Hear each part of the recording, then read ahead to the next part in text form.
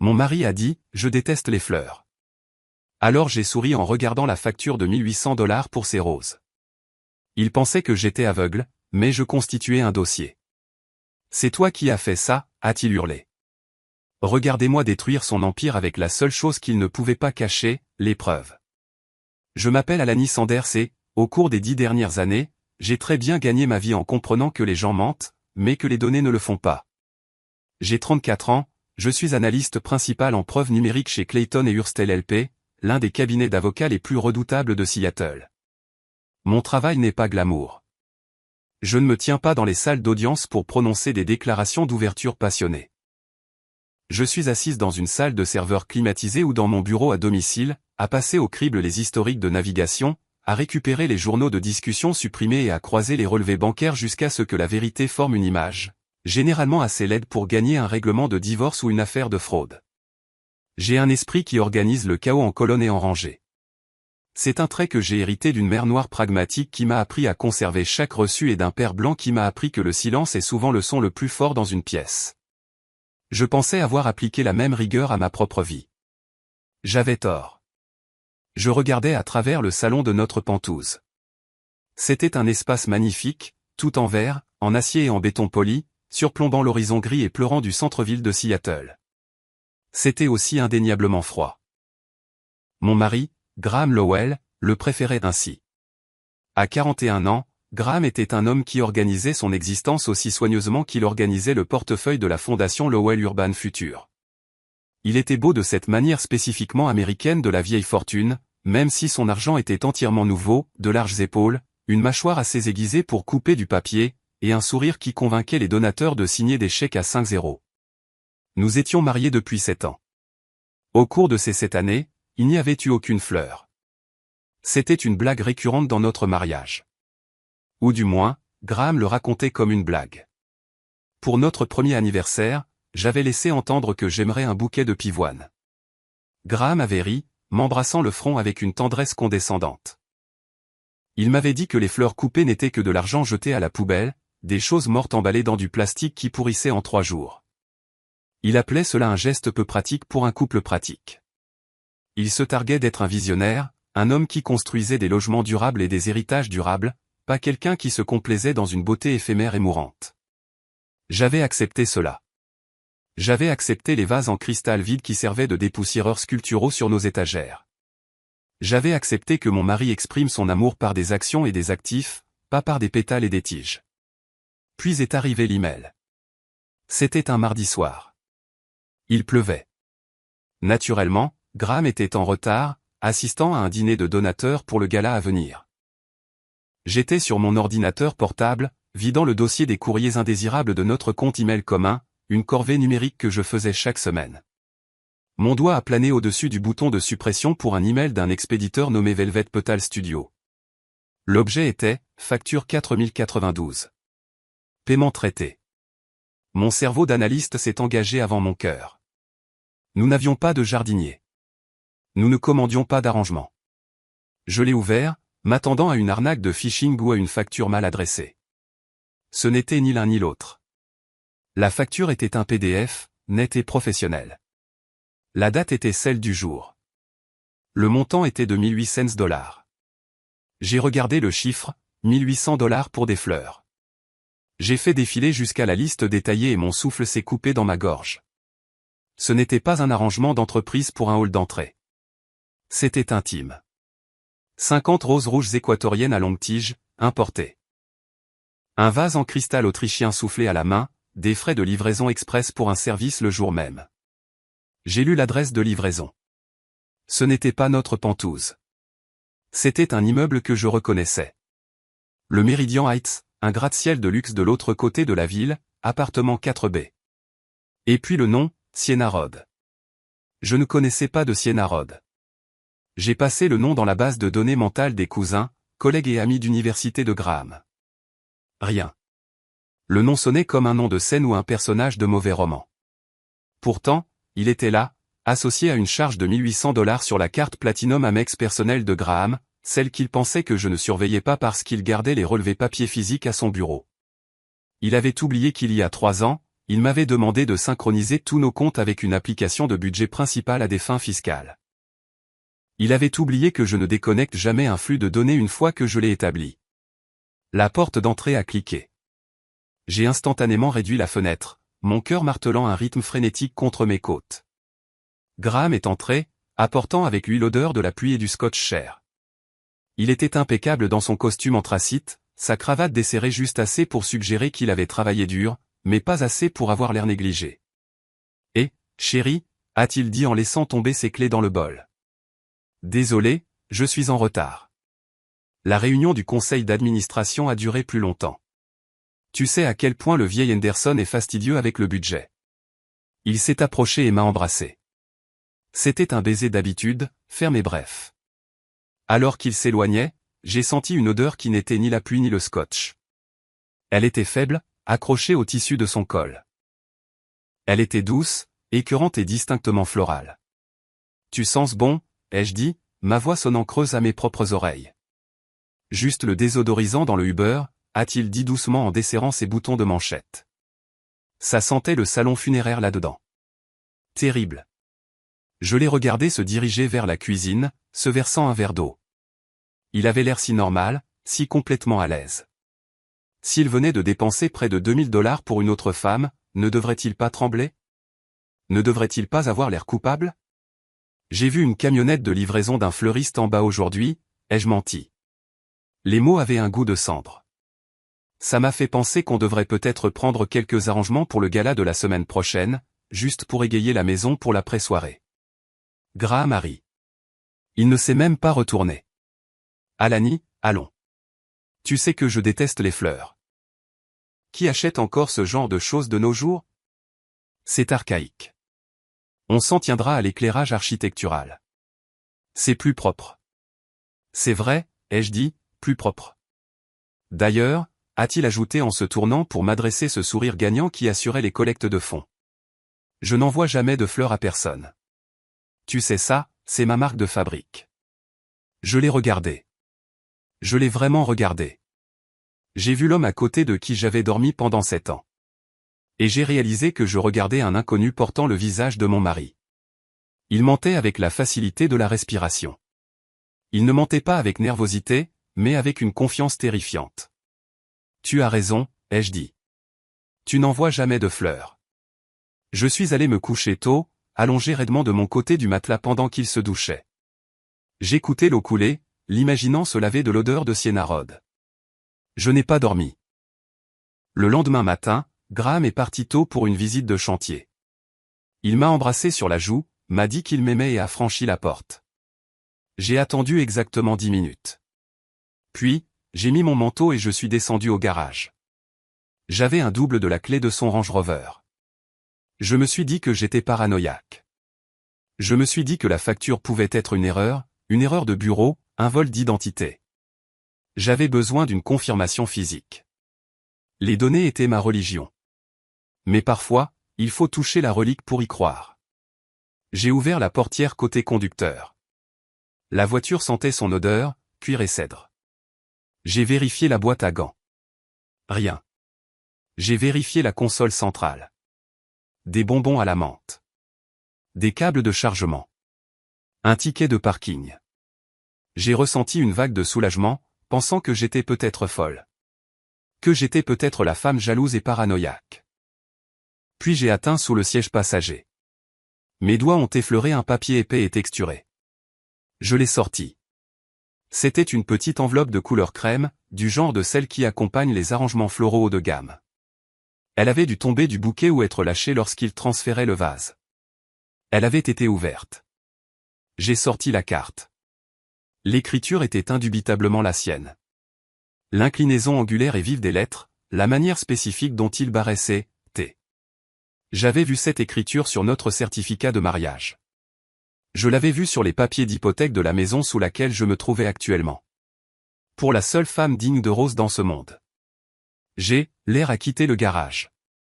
Le silence était absolu. La seule femme digne. Pendant 7 ans, j'avais été la femme qui ne valait pas un bouquet à $5 du fleuriste du coin. J'étais la femme pratique, la partenaire, la gestionnaire d'actifs. J'étais celle qui comprenait que les fleurs étaient un gaspillage d'argent. Et pendant tout ce temps, ce n'était pas qu'il détestait les fleurs.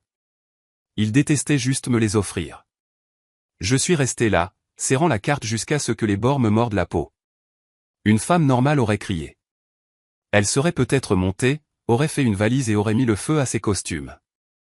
Elle l'aurait peut-être appelé, en sanglotant, exigeant une explication. Je n'ai rien fait de tout cela. J'ai remis la carte dans l'enveloppe. J'ai sorti mon téléphone de ma poche et j'ai pris une photo haute résolution de la carte, de l'enveloppe et de l'endroit où je l'avais trouvée. Puis j'ai glissé la carte sous le siège, exactement là où elle se trouvait. J'ai fermé doucement la portière de la voiture. J'ai repris l'ascenseur, je suis monté aux pentouses et je suis allé directement à mon bureau. Je me suis assise à mon bureau et j'ai ouvert mon ordinateur portable. Je n'ai pas ouvert de bouteille de vin. Je n'ai pas appelé ma mère. J'ai créé un nouveau dossier sur mon disque crypté. J'ai regardé le curseur clignotant, ayant besoin d'un nom. J'ai tapé « jardin ». C'était la première fois de ma vie que j'avais un jardin à moi, mais le mien n'aurait pas de rose. Le mien aurait des fichiers PDF, des journaux GPS, des relevés de virements bancaires et des captures d'écran. Graham pensait que les fleurs étaient un gaspillage d'argent parce qu'elles mouraient. Il était sur le point d'apprendre que les preuves vivent éternellement. Je me suis mis au travail, utilisant les mêmes outils que j'avais passé une décennie à perfectionner chez Clayton et Hurst, historique de navigation, relevés bancaires, messages supprimés. Mais cette fois, la cible était mon propre mariage. Je me suis assise à mon bureau dans la chambre d'amis, que j'avais transformé en bureau, et j'ai ouvert « jardin ». Dans un mariage agressivement stérile de toute vie botanique, c'était le seul jardin que j'avais, maintenant un dossier de fichiers PNG, de documents PDF et d'exportation CSV que j'avais l'intention de cultiver avec un soin obsessionnel. J'ai commencé par ce que j'appelle la surveillance douce. Je n'avais pas besoin d'engager un détective privé pour suivre Graham. Il portait un dispositif de suivi dans sa poche tous les jours, et nous partagions un plan cloud. J'ai accédé à nos paramètres synchronisés. Il avait pris soin de désactiver le partage de position sur son application de messagerie, mais il avait oublié les métadonnées attachées aux photos qu'il prenait. Il avait également été négligent avec les autorisations de son calendrier. J'ai synchronisé une version en lecture seule de son calendrier de travail avec une sous-couche cachée de mon emploi du temps personnel, la configurant pour qu'elle se mette à jour en temps réel. J'ai commencé à croiser les références. J'ai sorti les relevés de cartes de crédit des 6 derniers mois. Graham était assez intelligent pour garder les gros achats évidents hors du compte courant commun, mais même les hommes intelligents deviennent complaisants avec les dépenses professionnelles. Je me suis concentré sur les comptes de la fondation Lowell Urban Future. En tant que sa femme, j'étais techniquement inscrite comme observatrice au conseil d'administration, un titre qui ne signifiait rien dans la salle du conseil, mais qui me donnait un accès administratif au portail financier si je prétendais avoir perdu mon mot de passe. J'ai réinitialisé le mot de passe. Je me suis connecté.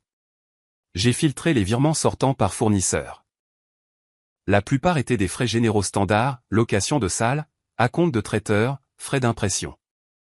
Mais j'ai ensuite vu une sortie récurrente qui a fait tressaillir mon cerveau d'analyste. Road Impact Consulting. Le nom, Road, a sauté de l'écran comme un signal d'alarme. Sienna Road. La femme qui recevait les roses à 1 800 $ recevait maintenant aussi des honoraires de consultation mensuelle de l'organisation caritative de mon mari. J'ai cliqué sur les détails de la transaction. Les montants étaient irréguliers mais substantiels. 4 000 $ en mai, 6 500 $ en juin, 8 000 $ en juillet. Le mémo pour chaque virement était exactement le même, stratégie de marque. J'ai ouvert un deuxième onglet et j'ai cherché l'enregistrement commercial de Road Impact Consulting. C'était une société à responsabilité limitée créée il y a exactement 8 mois. L'agent enregistré était un service juridique générique, mais l'adresse du siège social était une unité résidentielle au Meridian Heights, appartement 4B, la même adresse que les fleurs. J'ai pris une capture d'écran. Je l'ai sauvegardée dans « Jardin » sous le nom « Évidence financière 01.png ». La rage était là, bien sûr, lourde et chaude dans mon estomac, mais la satisfaction de la correspondance était plus forte. C'était le clic d'une pièce de puzzle qui se mettait en place. Graham ne couchait pas seulement avec elle. Il finançait son style de vie avec des dollars exonérés d'impôts destinés au développement urbain et au logement des jeunes. Je suis retourné à la chronologie. Dans mon domaine, la chronologie est reine. Si vous pouvez prouver où se trouvait un corps à une minute précise, l'alibi s'effondre. J'ai de nouveau regardé la date de la facture des fleurs. C'était le 10 octobre. Cette date m'a interpellé. C'était notre 7e anniversaire de mariage. Graham m'avait appelé cet après-midi-là, sa voix pleine d'un regret théâtral, me disant qu'une crise avait éclaté avec un donateur majeur et qu'il devait s'envoler pour San Francisco pour un dîner d'urgence. Il avait l'air si épuisé. Je lui avais dit que ce n'était pas grave, que nous fêterions ça à son retour. J'avais passé la soirée seul avec une bouteille de pinot noir et une boîte à emporter. J'ai sorti son relevé de carte Platinum pour le 10 octobre. Il n'y avait pas de frais de vol pour San Francisco. Il n'y avait aucun frais en Californie du tout. Au lieu de cela, il y avait un débit de $1 200 à l'Encanto Resort à Santa Barbara, un débit pour le service en chambre, un débit pour un massage en couple, et un débit pour un dîner pour 2 au restaurant du complexe. Il n'avait pas travaillé. Il l'avait emmené pour notre voyage d'anniversaire. J'ai senti une piqûre soudaine et vive derrière mes yeux, le premier fil de larmes. Je les ai fermés fermement et j'ai inspiré pendant 4 temps, expiré pendant 4 temps. J'ai visualisé la feuille de calcul. J'ai visualisé les colonnes. Les larmes étaient des variables que je ne pouvais pas contrôler, alors je les ai supprimées de l'équation. J'ai ouvert le dossier, jardin, et j'ai créé une nouvelle feuille Excel. J'ai commencé à entrer les dates. Colonne A, le mensonge. Colonne B, la vérité. Colonne C, le coup. 10 octobre. Mensonge, crise de donateur à San Francisco. Vérité, séjour à l'hôtel à Santa Barbara avec SR. Coût, $1 200 plus la dignité. J'avais besoin d'une confirmation de plus. J'avais besoin de le voir me mentir en face une fois de plus, juste pour calibrer ma propre résolution. Ce soir-là, j'étais assise sur le canapé à lire un magazine quand Graham est rentré. Il semblait plus léger, presque enjoué. La culpabilité de l'adultère semblait agir sur lui comme une drogue, lui donnant un élan supplémentaire. Je pensais, ai-je dit, en gardant ma voix décontractée, en tournant une page. Architectural Digest a de nouveau proposé de faire un reportage sur le Penthouse. Ils veulent tourner le mois prochain. Graham a desserré sa cravate en se dirigeant vers le bar. C'est super, chérie. Bon pour la valeur de la propriété. Ils ont mentionné qu'on devrait mettre en scène l'endroit, ai-je dit. Apporter un peu de vie. Je pensais engager un fleuriste pour faire une installation massive. Peut-être des lys blancs ou des roses, juste pour remplir les espaces vides. Graham s'est figé. Sa main a fait une pause au-dessus de la carafe.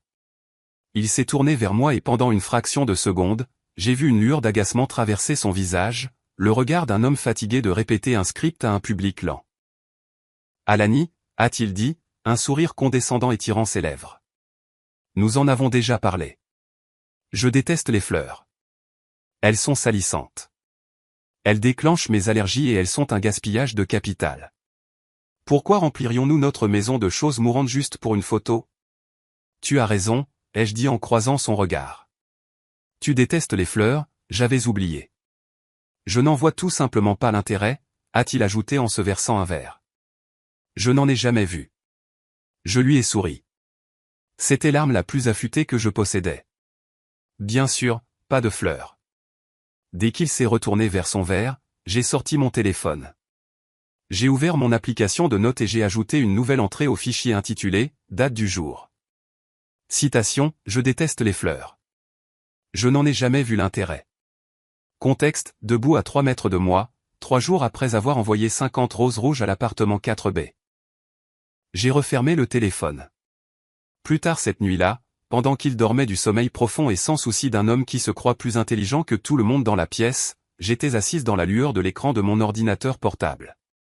J'ai fait défiler la feuille de calcul. J'ai regardé la longue colonne que j'avais intitulée « Rose, Velvet Petal Studio ». Ce n'était qu'une seule ligne pour l'instant, mais je connaissais la nature des données. Elles s'accumulent. Elles poussent. Si tu veux que des fleurs apparaissent sur chaque ligne de ta vie, Graham, ai-je chuchoté dans la pièce vide, alors je m'assurerai qu'elles poussent. J'ai sauvegardé le fichier. J'ai fermé l'ordinateur portable. Le jardin était planté. Maintenant, je n'avais plus qu'à attendre la récolte. 3 jours plus tard, Graham m'a invité à dîner. Ce n'était pas un geste romantique. C'était une convocation pour un rôle. Il se tenait dans l'embrasure de la porte de notre chambre pendant que je repassais un chemisier en soie, consultant sa montre avec une précision impatiente. Il m'a dit qu'il y avait un dîner d'avant-première pour le gala à venir à Tornay-en-Baie, un restaurant si faiblement éclairé et exclusif qu'il ne mettait pas les prix sur le menu. Il m'a dit que des parties prenantes clés seraient là et qu'il était important que nous fassions une apparition. Il a utilisé l'expression « compléter l'image de la famille ». Je savais exactement ce que cela signifiait. Il avait besoin d'un accessoire. Il avait besoin de l'épouse silencieuse et solidaire pour se tenir à ses côtés et hocher la tête pendant qu'il éblouissait les donateurs potentiels. J'ai mis une robe noire élégante mais spécialement conçue pour ne pas attirer l'attention. Le genre de robe qui dit « partenaire compétente » plutôt que « attraction principale ». J'ai lissé mes cheveux. J'ai appliqué une couche de rouge à lèvres professionnel plutôt que séduisant. J'étais prête à jouer mon rôle. Quand nous sommes arrivés à Tornay-en-Baie, l'air sentait la fumée de bois et l'huile de truffe. L'hôte nous a conduits à une cabine privée à l'arrière, protégée par de lourds rideaux de velours. Elle était déjà là. J'avais passé 72 heures à regarder les traces numériques de cette femme, son numéro d'identification d'employeur, son adresse, sa signature sur des factures PDF. La voir en 3 dimensions a été un choc pour le système. Sienna Rod n'était pas la jeune maîtresse écervelée que j'avais à moitié attendue. Elle avait plus près de 40 que de 30 ans. Elle avait ce genre de beauté polie et exigeante qui nécessite un investissement important. Ses cheveux étaient d'un riche brun châtain, coiffés en vagues lâches et coûteuses qui encadraient un visage qui savait exactement comment retenir l'attention d'un auditeur. Elle portait une robe bordeaux qui lui allait comme une seconde peau. C'était la couleur d'une échymose profonde, ou peut-être d'une rose très chère. Graham s'est approché de la table, sa main reposant légèrement sur le creux de mon dos, un geste de possession, pas d'affection. Sienna s'est levée. Elle n'avait pas l'air intimidée. Elle avait l'air de nous accueillir dans son salon. Sienna, a dit Graham, sa voix baissant dans ce registre doux et charmant qu'il réservait aux personnes qui pouvaient lui donner quelque chose. Content de te voir. Il a fait un geste vers moi. Voici Sienna Rod. Elle agit en tant que consultante stratégique pour la nouvelle initiative de logement de la Fondation. Elle a été essentielle dans le changement de marque. Puis il s'est tourné vers moi. J'ai observé son visage. J'ai observé les micro-muscles autour de sa bouche. Et Sienna, a-t-il dit, en marquant une pause d'une fraction de seconde, peut-être un demi-temps, un minuscule, presque imperceptible accroc dans son rythme. Voici Alani, ma femme. Cette pause était un cri. Dans mon domaine, nous analysons l'hésitation dans les enregistrements de déposition. Une pause comme celle-là signifie que le cerveau change de voix. Cela signifie qu'il a dû me faire passer mentalement d'obstacle à épouse. C'est un plaisir de vous rencontrer enfin, Alani, a dit Sienna. Elle a tendu la main. Sa poignée était ferme, froide et sèche. Elle portait un parfum complexe et épicé, très différent des senteurs propres et savonneuses que Graham préférait habituellement, ou prétendait préférer. Graham parle constamment de vos compétences organisationnelles, a-t-elle ajouté. C'était un compliment ambigu, enveloppé de soie. Il parle de la façon dont vous gérez sa vie, pas de la façon dont il vous aime. Il mentionne souvent votre stratégie, ai-je répondu, en gardant mon sourire fixe et ma température contrôlée, surtout les dépenses de marque. Nous nous sommes assis. Pendant l'heure suivante, je suis devenu une anthropologue observant une culture étrangère. En surface, la conversation était entièrement professionnelle. Sienna a parlé d'indicateurs de performance clés, de mesures de sensibilisation communautaire et de l'arc narratif du prochain gala. Elle était intelligente. Je lui accordais cela. Elle connaissait ses chiffres. Mais sous les mots à la mode de l'entreprise, il y avait un courant d'intimité électrique. Quand elle a fait valoir un point sur la fidélisation des donateurs, elle ne m'a pas regardé. Elle a regardé Graham. Quand elle a ri à sa blague, une blague que je l'avais entendue raconter 100 fois, elle s'est penchée en avant, entrant dans son espace personnel. À un moment donné, pour souligner une statistique sur la densité urbaine, elle a tendu la main et a tapoté son index contre son poignet, juste au-dessus de sa montre. C'était un contact exclusif. C'était le contact d'une femme qui savait exactement à quoi ressemblait ce poignet sans la montre. Graham ne s'est pas retiré. Il s'est penché vers elle. J'étais assise là, sirotant de l'eau pétillante, archivant chaque regard et chaque contact dans un dossier mental. Puis Sienna s'est excusée pour prendre un appel d'un fournisseur de haut niveau. Alors qu'elle s'éloignait, le tissu de sa robe bougeait fluidement contre son corps. Notre serveur est arrivé pour remplir les verres de vin. C'était un jeune homme, désireux de plaire. Madame Rod est merveilleuse, n'est-ce pas, a dit le serveur en versant un cabernet corsé dans le verre de Graham. Nous la voyons assez souvent ici pour des déjeuners d'affaires, bien que d'habitude elle ait plus de fleurs. L'air à la table s'est figé. Graham s'est raidi. J'ai vu ses jointures blanchir autour du pied de son verre de vin. Des fleurs, ai-je demandé, ma voix légère, conversationnelle. Oh oui, a continué le serveur, ignorant la mine sur laquelle il venait de marcher. Elle se fait généralement livrer d'énormes arrangements à la table si c'est une occasion spéciale. Celui qui les envoie doit vraiment aimer les roses. L'odeur embaume toute la section. J'ai regardé Graham. Il fixait intensément le panier à pain. Comme c'est romantique, ai-je dit. Tu ne trouves pas, Graham? Je ne saurais pas, a marmonné Graham en prenant une grande gorgée de vin. Je t'ai dit que je pense que c'est un gaspillage. J'ai souri au serveur. Mon mari déteste les fleurs. Il pense que c'est juste de l'argent jeté à la poubelle. Le serveur a eu l'air confus, sentant la tension, et s'est rapidement retiré. Sous la table, j'ai déverrouillé mon téléphone. Je n'ai pas regardé en bas, mais mon pouce connaissait les mouvements. J'ai ouvert mon application bancaire. J'ai navigué jusqu'à la fonction de recherche de carte de crédit. J'ai filtré par Torn et en B. Il y avait 5 débits au cours des 2 derniers mois, tous à l'heure du déjeuner, tous des montants substantiels, et à 3 de ces dates, il y avait des débits correspondant de Velvet Petal Studio traités exactement 2 heures auparavant. Sienna est revenue à la table, le visage rouge d'excitation. C'était le directeur de l'éclairage, a-t-elle dit en se glissant de nouveau dans la cabine. Nous avons les maquettes finales pour la scène. Ça va être à couper le souffle. Elle a déverrouillé son téléphone et a tourné l'écran vers nous pour montrer un rendu. Mais alors qu'elle faisait défiler sa galerie de photos pour trouver l'image, elle est passée devant une photo qui m'a fait arrêter le cœur. C'était un selfie. Elle se tenait dans une pièce avec des baies vitrées. Derrière elle se trouvait un bureau et derrière le bureau se trouvait un mur littéral couvert de roses rouges fraîches et profondes. Cela ressemblait à un sanctuaire. Oh, ignorez ça, a-t-elle ri, feignant d'être embarrassée, mais s'attardant sur l'image une seconde de trop. C'est juste mon nouveau bureau à domicile. Je l'ai enfin aménagé comme je le voulais. J'ai besoin d'un espace qui inspire la créativité. Vous savez. Ça fait beaucoup de fleurs, ai-je dit. C'est mon sanctuaire, a dit Sienna, ses yeux se posant sur Graham. Sa voix a baissé d'un octave, devenant douce et lourde.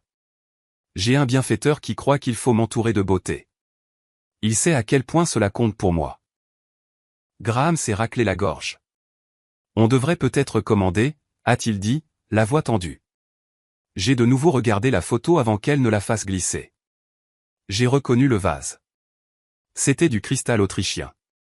J'ai reconnu la nuance spécifique de rouge, et j'ai reconnu la vue par la fenêtre derrière elle. C'était la vue depuis le Meridian Heights, regardant vers le sud. Les $1 700, les honoraires de consultation récurrents, la stratégie de marque, tout était là sur un écran de 4 pouces. Il ne lui achetait pas seulement des bouquets.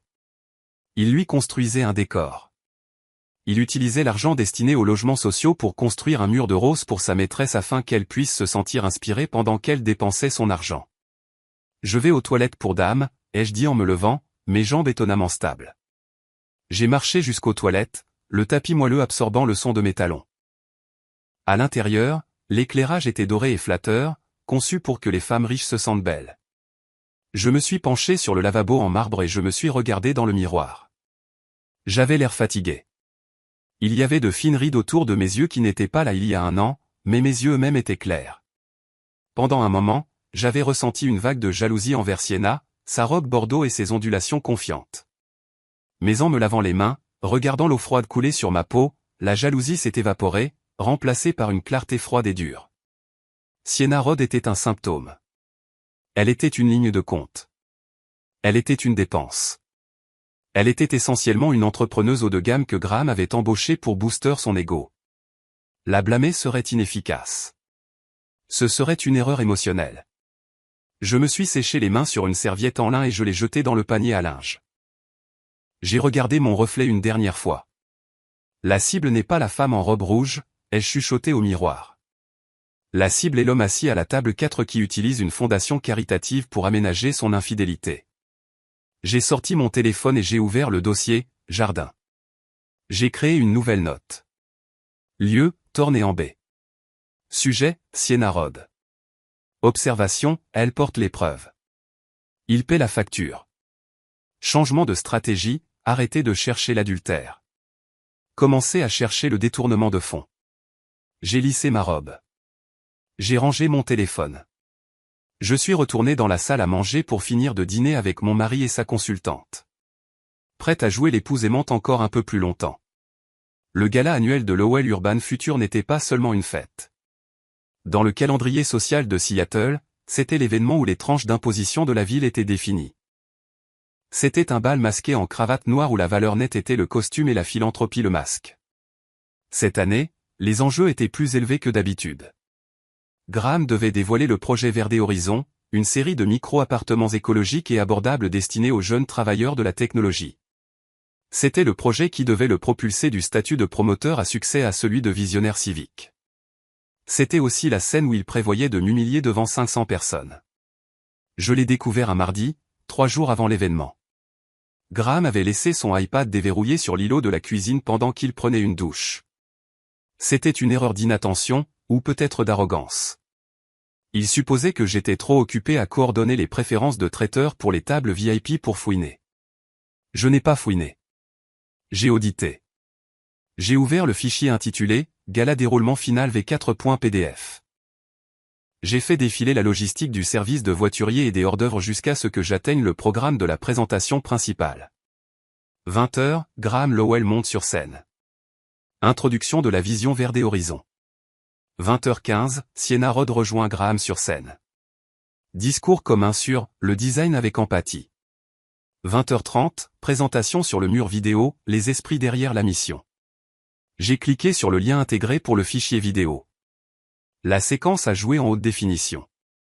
C'était un montage professionnel, sur fond de musique à cordes inspirantes. On y voyait Graham et Sienna sur des chantiers, portant des casques, pointant des plans. Mais ensuite, le ton a changé. On est passé à des plans spontanés des coulisses. Sienna riant à quelque chose que Graham lui chuchotait. Graham lui enlevant une mèche de cheveux du visage pendant qu'ils examinaient un document. Sienna ajustant sa cravate. Il ressemblait au Kennedy. Il ressemblait à un couple de pouvoir bâtissant un empire. J'ai fait défiler pour trouver mon nom. Je l'ai finalement trouvé en annexe, sous « Logistique des places ». Alani Sanders Lowell, hôtesse de la table 12, donateur VIP, s'assurait que les boissons restent pleines. Je n'étais pas l'épouse. Je n'étais pas la partenaire. J'étais le personnel. J'étais positionnée comme l'organisatrice d'événements glorifiés tandis que la maîtresse était élevée au rang de co-visionnaire. J'ai entendu l'eau s'arrêter dans la salle de bain principale. J'ai fermé l'iPad, j'ai essuyé mes empreintes digitales de l'écran et je l'ai replacé exactement à 5 cm du bord du comptoir, comme il l'avait laissé. Ce soir-là, la tension dans le Penthouse était si épaisse qu'on pouvait la couper au couteau.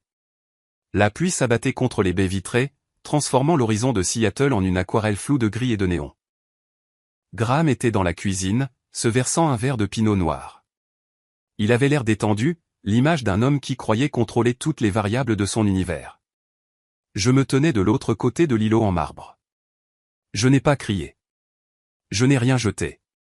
J'ai posé mes mains à plat sur la pierre froide. J'ai vu le déroulement, Graham, ai-je dit. Ma voix était stable, mais elle ressemblait à un fil tendu jusqu'au point de rupture. Il a fait tourner le vin dans son verre, sans lever les yeux. Et ça a l'air bien, n'est-ce pas? L'équipe de production s'est vraiment surpassée cette année. Tu la mets sur scène avec toi, ai-je dit. Tu diffuses un montage vidéo qui ressemble à une bobine de mariage, et tu me fais asseoir à la table 12 pour m'assurer que les invités inattendus ont assez d'eau pétillante. Graham m'a enfin regardé. Son expression était d'une légère irritation, comme si je me plaignais de la mauvaise nuance de serviette. Alani, tu es dramatique. Sienna est la consultante stratégique. Elle a conçu l'identité de la marque. Il est logique qu'elle soit là-haut. Les donateurs veulent voir l'équipe. Elle n'est pas l'équipe, Graham, ai-je dit en me penchant en avant. C'est la femme à qui tu envoies des roses d'une valeur de 1800 $. C'est la femme que tu as emmenée à Santa Barbara pour notre anniversaire. Il a ri. C'était un son court et sec, dépourvu d'humour. Jésus, Alani, on en revient aux fleurs? Je t'ai dit que je déteste les fleurs. Je ne sais pas où tu vas chercher ces délires. Tu travailles avec des données toute la journée. Tu devrais savoir qu'il ne faut pas inventer des schémas qui n'existent pas. Si tu montes sur cette scène avec elle, ai-je dit, ma voix baissant jusqu'à un murmure, et que tu la parades devant toute la ville comme ta partenaire pendant que je suis assise dans le public, tu n'auras pas d'épouse à qui rentrer à la maison. Je suis sérieuse, Graham. Ne m'humilie pas, il a pris une lente gorgée de son vin. Il m'a regardé avec une pitié qui m'a glacé le sang. Tu es si sensible ces derniers temps, a-t-il dit doucement. Ce n'est pas attirant, chérie. Vraiment. Tu te fais un film. Sienna travaille pour la communauté. Je respecte sa compétence. C'est tout. Arrête d'essayer de gâcher la plus grande soirée de ma carrière avec tes insécurités. Il a posé le verre et a quitté la pièce. Je vais dormir dans la chambre d'amis. J'ai besoin de repos avant le gala. Et tu rayonnes d'énergie négative. Je suis resté seul dans la cuisine. J'ai alors réalisé qu'il se fichait que je sache. Il se fichait que je sois blessé. Il se souciait seulement que je ne fasse pas de scène. Le lendemain matin, les murs ont commencé à se refermer sur moi. Mon téléphone a sonné à 9 heures. C'était Damon Lowell, le frère aîné de Graham et le directeur financier du groupe Lowell Meridian. Damon et moi avions toujours eu une relation cordiale, bien que distante. Il me considérait comme un atout censé pour le portefeuille familial. Alani, a dit Damon, en sautant les politesses. Graham me dit que tu as quelques difficultés émotionnelles concernant le programme du gala. Il appelle ça des difficultés émotionnelles, ai-je dit en tapant sur mon ordinateur portable pendant que je parlais. J'appelle ça une démonstration publique d'infidélité. Écoute-moi, la voix de Damon a baissé, devenant dure comme de l'acier. Nous concluons un tour d'investissement de 100 millions de dollars avec le conseil municipal vendredi soir. Cet accord dépend de la stabilité de la fondation. Si tu entres dans cette salle de bal et que tu crées une scène parce que tu es jalouse d'une consultante, tu ne blesses pas seulement Graham. Tu te tires une balle dans le pied. Tu fais exploser la fortune de la famille. Ne sois pas cette femme, Alani. Sois intelligente. Je suis toujours intelligente, Damon, ai-je dit. C'est ça le problème. Souris simplement pour les caméras, a-t-il ordonné. Nous pourrons discuter de tes sentiments après que les chèques auront été encaissés. Il a raccroché. J'ai regardé le téléphone. La famille a fait bloc. L'argent protégeait l'argent. J'avais besoin d'un allié. J'avais besoin de quelqu'un qui n'était pas sur la liste de paix. J'ai envoyé un texto à Kimberly Shaw. Nous avions été colocataires à l'université. Elle avait été ma demoiselle d'honneur à mon mariage. Elle connaissait Graham. Elle me connaissait. Je lui ai envoyé un texto, il la met sur scène. Il me fait douter de ma santé mentale à propos de l'adultère. Je ne pense pas que je puisse aller au gala. 3 points sont apparus, puis ont disparu, puis sont réapparus. Finalement, le message est arrivé. Alani, ma chérie, j'ai parlé à Graham hier. Il avait l'air si stressé. Écoute, honnêtement, je pense que tu interprètes trop les choses. Les hommes riches comme Graham, ils ont besoin d'une forte énergie féminine dans leurs équipes. Ça ne veut pas dire qu'ils couchent ensemble. Peut-être qu'elle est juste douée dans son travail. Ne sois pas la femme jalouse. N'en fais pas un drame. Tu as une belle vie. Ne la gâche pas pour une suspicion. J'ai lu le texto 2 fois. L'air dans mon bureau s'est soudainement raréfié. Kimberly n'était plus mon amie. Elle était une abonnée au style de vie de Graham Lowell. Elle aimait les fêtes en bateau. Elle aimait l'accès. Elle préférait la version de la réalité où Graham était le génie bienveillant et stressé, et où j'étais l'encre névrosée qui le tirait vers le bas. Je n'ai pas répondu. J'ai supprimé la conversation. Je me suis adossé à ma chaise et j'ai regardé le dossier, Jardin, ouvert sur mon écran. J'ai regardé les noms de fichiers. Relevé bancaire-bas octobre.pdf. Facture rose 4092 G script-bas gala-bas brouillon.pdf. Si j'explosais au gala, si je jetais un verre, si je le giflais ou si je criais, je serais exactement ce qu'ils disaient tous que j'étais. L'épouse instable et jalouse. Je serais la méchante de leur récit. Graham obtiendrait la sympathie. Damon obtiendrait son accord. Kimberly tapoterait le bras de Graham et lui dirait qu'il a fait de son mieux. Je ne pouvais pas me permettre d'avoir des sentiments. Les sentiments étaient un handicap. J'ai attrapé mon carnet physique. Le Moleskine noir que je gardais sur mon bureau pour les pensées analogiques. Je l'ai ouvert à une nouvelle page. Ma main était stable maintenant. Le tremblement avait cessé. J'ai écrit 3 courtes phrases. Pas de dispute, pas de larmes, juste des signatures. J'ai pris mon téléphone et j'ai composé le numéro du service de messagerie. J'avais un paquet de documents à livrer à un avocat spécifique, mais pas pour un divorce. Pas encore. D'abord, je devais m'assurer que lorsque l'Empire Lowell s'effondrerait, je ne serais pas dans le rayon de l'explosion. Oui, ai-je dit au répartiteur. J'ai une livraison prioritaire. Elle doit être récupérée dans l'heure. J'ai raccroché et j'ai regardé la ville. Qu'ils aient leur gala. Qu'ils aient leurs fleurs. J'étais sur le point de réécrire la fin de leur spectacle. Je ne suis pas allé voir un conseiller conjugal. Je suis allé voir un requin. Naomi Price était associée dans un cabinet concurrent, une femme spécialisée dans la fraude aux organisations à but non lucratif et les crimes financiers en col blanc. Elle avait été mon mentor quand j'étais une jeune analyste, m'apprenant que l'arme la plus dangereuse dans une salle d'audience est une femme calme avec une pile de relevés bancaires. Nous nous sommes rencontrés dans un café appelé The Daily Grain, situé dans un quartier bien trop miteux pour que quiconque dans le cercle de Graham y mette les pieds. C'était le genre d'endroit qui sentait les grains brûlés et la pluie, où les tables étaient collantes et où les clients s'occupaient de leurs propres affaires. J'ai fait glisser un lourd dossier Manille sur la table en stratifie rayée. Naomi ne l'a pas ouvert immédiatement. Elle a pris une gorgée de son café noir, ses yeux scrutant mon visage. « Tu as l'air terrible, Alani. » Ce n'était pas une insulte. C'était un constat. « J'ai une théorie, ai-je dit, ignorant le commentaire. J'ai besoin que tu me dises si c'est une affaire. »« Parle, a-t-elle dit. » Graham utilise la fondation Lowell Urban Future comme sa tirelire personnelle, ai-je commencé, ma voix basse et précise. Je crois qu'il canalise les fonds des donateurs vers une société écran appelée Road Impact Consulting pour soutenir sa maîtresse, Sienna Road. Il paie son appartement, son style de vie et ses services de conseil. Il utilise également des informations privilégiées des projets de développement de la fondation pour acheter des propriétés à son nom avant que les annonces publiques ne soient faites. Naomi a haussé un sourcil. Elle a ouvert le dossier. Elle a regardé la capture d'écran de la facture de Velvet Petal Studio. Elle a regardé les journaux de transactions que j'avais tirés de la banque. L'adultère coûte cher, a noté sèchement Naomi. Mais détourner des fonds caritatifs, c'est un crime. Si tu peux prouver qu'il utilise des dollars exonérés d'impôts à des fins personnelles, le conseil d'administration devra le sacrifier pour se sauver.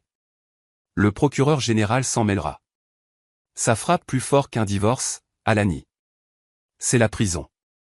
C'est la confiscation des biens. Je sais, ai-je dit.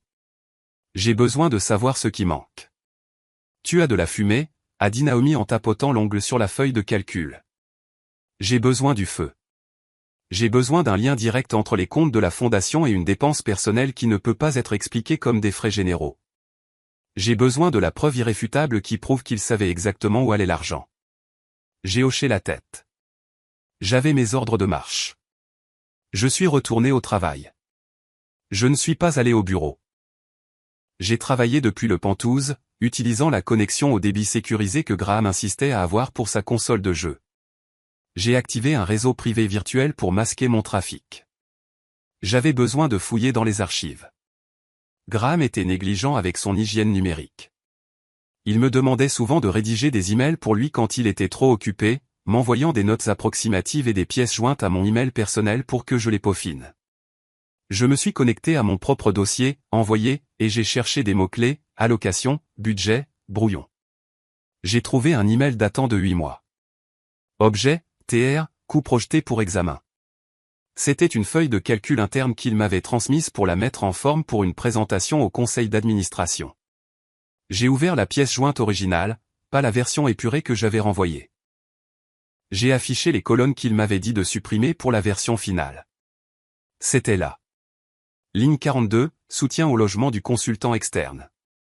L'adresse indiquée n'était pas un bureau d'entreprise. C'était le Meridian Heights, appartement 4B.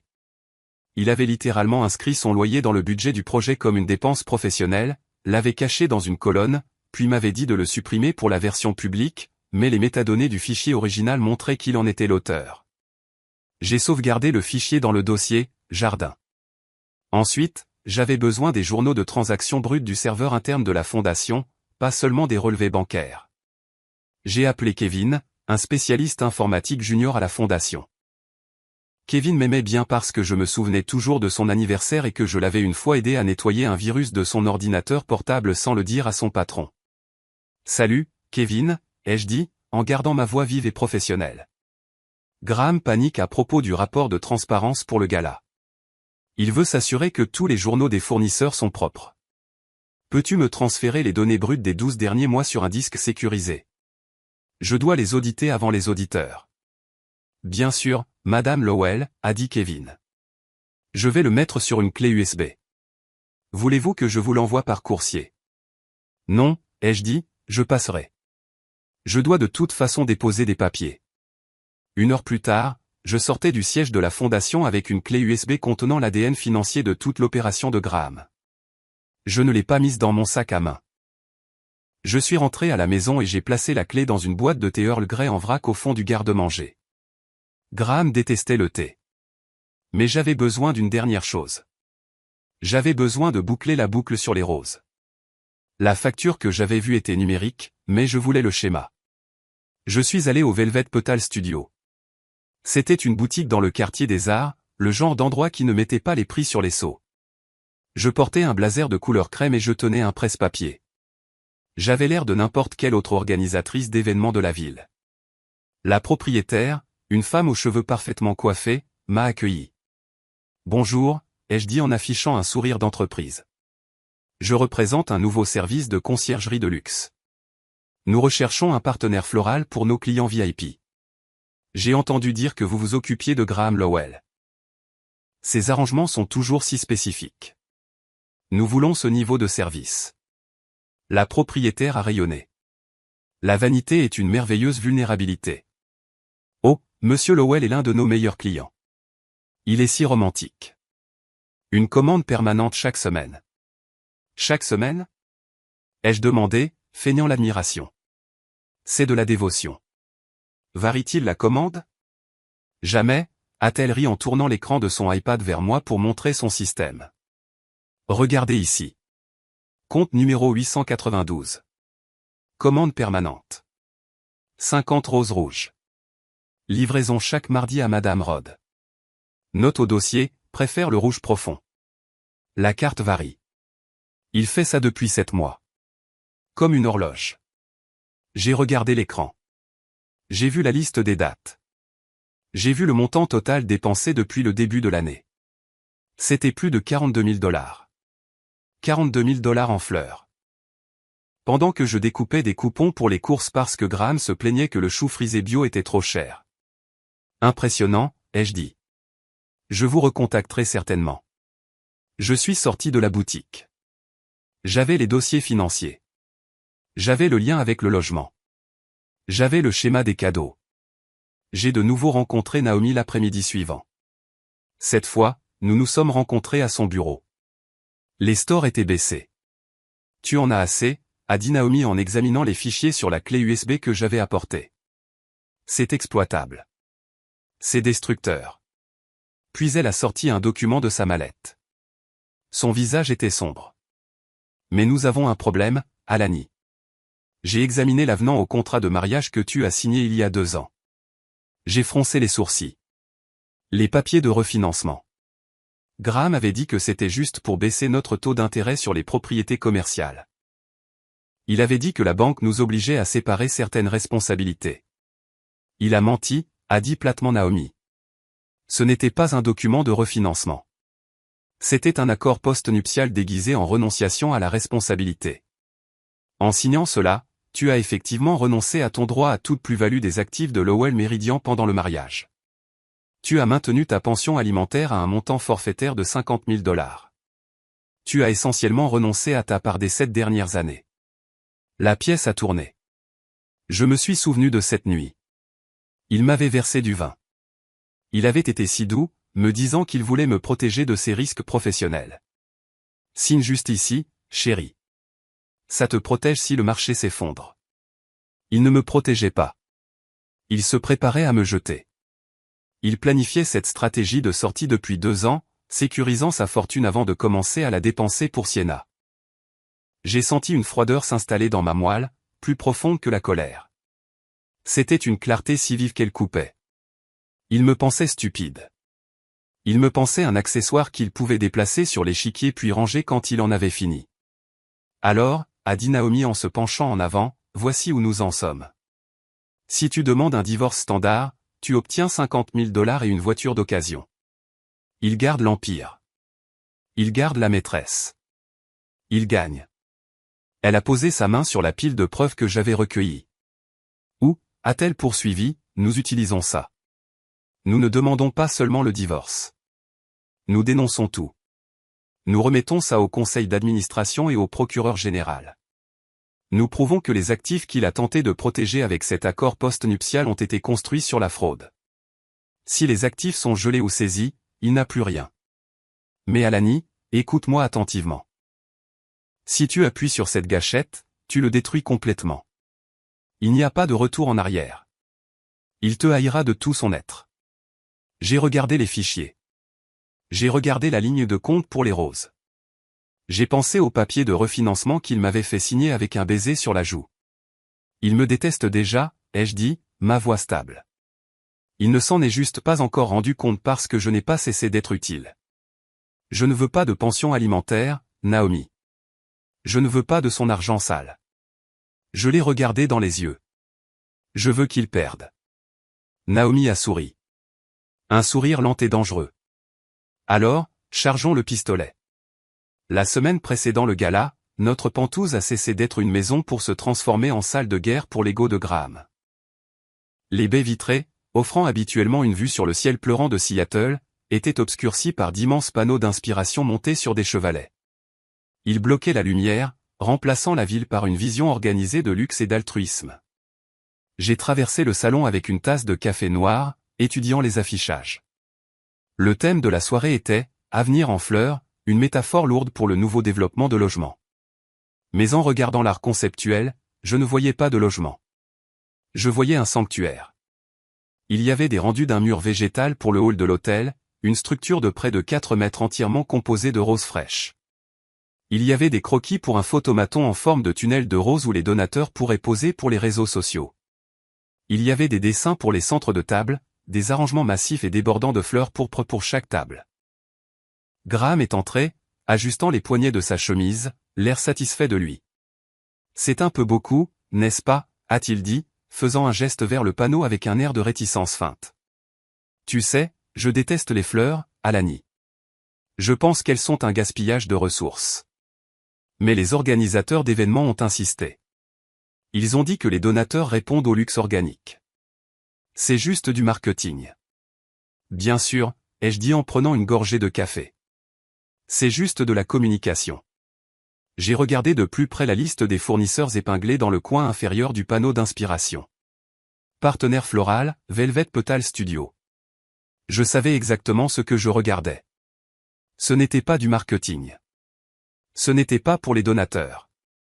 La nuance spécifique de rouge, secret profond, une variété importée d'Équateur, était identique aux roses qu'il envoyait à l'appartement 4B tous les mardis. Le style des arrangements, luxuriant et débordant, correspondait au mur du bureau de Sienna.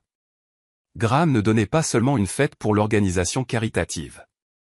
Il utilisait le budget de la fondation pour envoyer une lettre d'amour publique de 200 000 $ à sa maîtresse. Il transformait la salle de bal de l'Azur Crown en une réplique de la vie qu'il avait construite avec elle, et il invitait toute la ville à l'applaudir pour cela. Plus tard cet après-midi-là, pendant que Graham était en conférence téléphonique dans son bureau, j'ai accédé au lecteur cloud de l'équipe de coordination de l'événement. J'avais besoin de voir le plan de table. J'ai trouvé le fichier intitulé « Plan-bas de-bas table-bas final-bas V12 ». J'ai zoomé. La disposition était un cercle concentrique de pouvoir. Au centre, directement en face de la scène, se trouvait la table d'honneur. Les noms inscrits étaient Graham Lowell, président, Sienna Rod, responsable stratégique, le maire, et 2 grands milliardaires de la technologie. J'ai parcouru les cercles extérieurs. J'ai parcouru le niveau intermédiaire. Finalement, j'ai trouvé mon nom, Alani Sanders Lowell. J'étais assigné à la table 42. Elle était située près des portes de la cuisine, dans la section réservée aux conjoints des associés juniors et aux fournisseurs régionaux. J'ai regardé l'écran. Il ne me jetait pas seulement.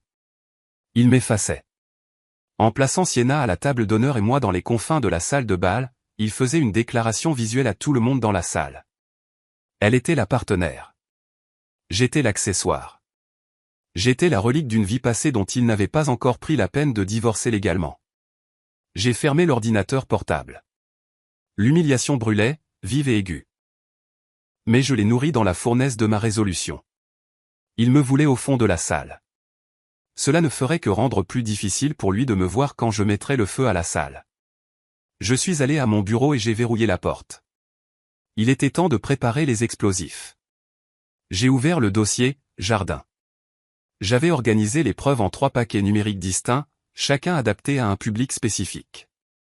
Le premier paquet était pour le président du conseil d'administration. Il contenait l'analyse financière, les factures de Road Impact Consulting, la double facturation et la comparaison côte à côte des retraits de la fondation et des dépenses de style de vie de Sienna. Le deuxième paquet était pour les 20 principaux donateurs. Il était visuel et simple. Il comprenait des photos des sites de logements abordables, qui étaient en fait des terrains non aménagés, contrastés avec des photos de l'appartement rénové de Sienna et les reçus des matériaux payés par le fonds de construction. Le troisième paquet était pour le bureau des œuvres de bienfaisance du procureur général de l'État. C'était l'injection létale. Il contenait les journaux de serveurs bruts que j'avais extraits du bureau, les fichiers budgétaires modifiés et un fichier audio que j'avais capturé il y a 3 semaines.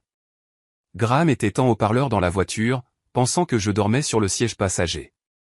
Je l'avais enregistré disant à son comptable, déplace simplement le capital du fonds de bourse pour jeunes pour couvrir l'acquisition du terrain. Je signerai l'autorisation rétroactivement. Personne ne vérifie les journaux intermédiaires. J'ai téléchargé les fichiers sur un serveur tiers sécurisé. J'ai défini la liste de distribution. Liste des destinataires, conseil d'administration, tous les donateurs de niveau 1, ligne de dénonciation du procureur général. J'ai regardé l'horloge. Le discours principal était prévu à 20h15 le lendemain soir. J'ai réglé l'heure de livraison à 20h20. 5 minutes après le début de son discours. Juste assez de temps pour qu'il se sente à l'aise sous les projecteurs. Programmer l'envoi. Le bouton est devenu gris. Le compte à rebours a commencé. Juste au moment où je me suis penché en arrière, mon téléphone a vibré sur le bureau. J'ai regardé l'écran et j'ai ressenti un choc de surprise authentique. Nouveau message, Sienna Rod. Je ne lui avais jamais donné mon numéro. Graham devait le lui avoir donné. Peut-être sous prétexte de coordination. J'ai ouvert le message. Salut Alani. Je sais que les choses peuvent être stressantes avant un grand événement. Je voulais juste dire que j'espère que demain nous pourrons nous tenir ensemble en tant que femmes soutenant la mission. Tu es la force tranquille derrière le succès de Graham, et je veux m'assurer que tu te sentes honoré. Faisons de cette soirée une grande soirée pour la fondation. Je l'ai lu 2 fois. C'était un chef-d'œuvre de manipulation. Force tranquille. C'était un code pour « victime silencieuse ». Elle essayait de me gérer. Elle essayait de neutraliser préventivement toute scène que je pourrais faire en faisant appel à un faux sentiment de sororité. Elle voulait que je sois l'accessoire souriant et gracieux pour qu'elle puisse jouer la star brillante sans culpabilité. Je n'ai pas tapé la rage qui criait dans ma tête. J'ai tapé 2 mots, bien sûr. J'ai appuyé sur envoyer. Puis j'ai pris une capture d'écran de son texto et je l'ai glissé dans le dossier « Jardin ». Cela ferait une belle note de bas de page dans le dossier de divorce, annexe G, la tentative de manipulation psychologique de la maîtresse. J'avais une dernière tâche. La technologie peut tomber en panne. Les serveurs peuvent planter. J'avais besoin d'une sécurité physique. J'ai imprimé un résumé d'une page de la fraude. Je l'ai placé dans une enveloppe épaisse avec une clé USB contenant le dossier complet. Je l'ai scellé avec du ruban adhésif inviolable. J'ai écrit un nom sur le devant, Naomi Price, ESQ. J'ai appelé le service de messagerie interne de mon cabinet d'avocat. Quand le coursier est arrivé, je lui ai remis l'enveloppe. Livrez ceci à Naomi Price au bureau de Price et Sterling, ai-je ordonné. Mais ne le lui donnez pas immédiatement. Laissez-le à leur réception. Si je ne vous appelle pas avant 21h demain soir pour annuler, vous le lui livrerez en main propre. Avez-vous compris? Oui, madame, a dit le coursier. En attente stricte jusqu'à 21h. J'ai fermé la porte. Si Graham arrêtait d'une manière ou d'une autre les emails, ou s'il parvenait à se sortir des preuves numériques, la copie physique déclencherait l'avalanche juridique 1 heure plus tard. Le lendemain soir, la limousine est arrivée pour nous emmener à l'Azure Crown. Graham était d'une beauté dévastatrice dans son smoking. Je portais une robe bleu nuit, froide, sombre et nette. « Tu es belle », a-t-il dit distraitement, en consultant son téléphone pendant que nous roulions. « N'oublie pas, Alani, souris. Ne bois pas trop. Et s'il te plaît, essaie d'avoir l'air de t'amuser à la table 42. Les fournisseurs là-bas sont de bonnes personnes. Je me comporterai de la meilleure des manières, ai-je promis. Nous sommes arrivés à l'hôtel. L'entrée était flanquée d'immenses urnes débordant de roses rouges. L'air était épais de leur parfum, doux, lourd et suffocant. Ça sentait le salon funéraire pour un géant. En entrant dans le hall, l'ampleur de la chose m'a frappé. Il y en avait des milliers. Des roses bordant l'escalier, des roses en cascade depuis les lustres, un mur de roses derrière le bureau d'enregistrement. C'était une mer de rouge, achetée et payée par l'argent destiné à loger les pauvres. Graham a fait un signe à un photographe, son sourire éclatant et étudié. Il m'a serré la taille, une prise possessive et d'avertissement. C'est l'heure du spectacle, a-t-il chuchoté. J'ai regardé les fleurs. J'ai regardé l'homme qui prétendait les détester. Il pensait utiliser ces roses pour cacher ses secrets, pour éblouir les donateurs avec une façade de romance et de luxe. Il ne réalisait pas que pour moi, chaque pétale était un point de données. Oui, ai-je pensé en marchant sur le tapis rouge. C'est l'heure du spectacle. Je n'entrais pas seulement dans un gala.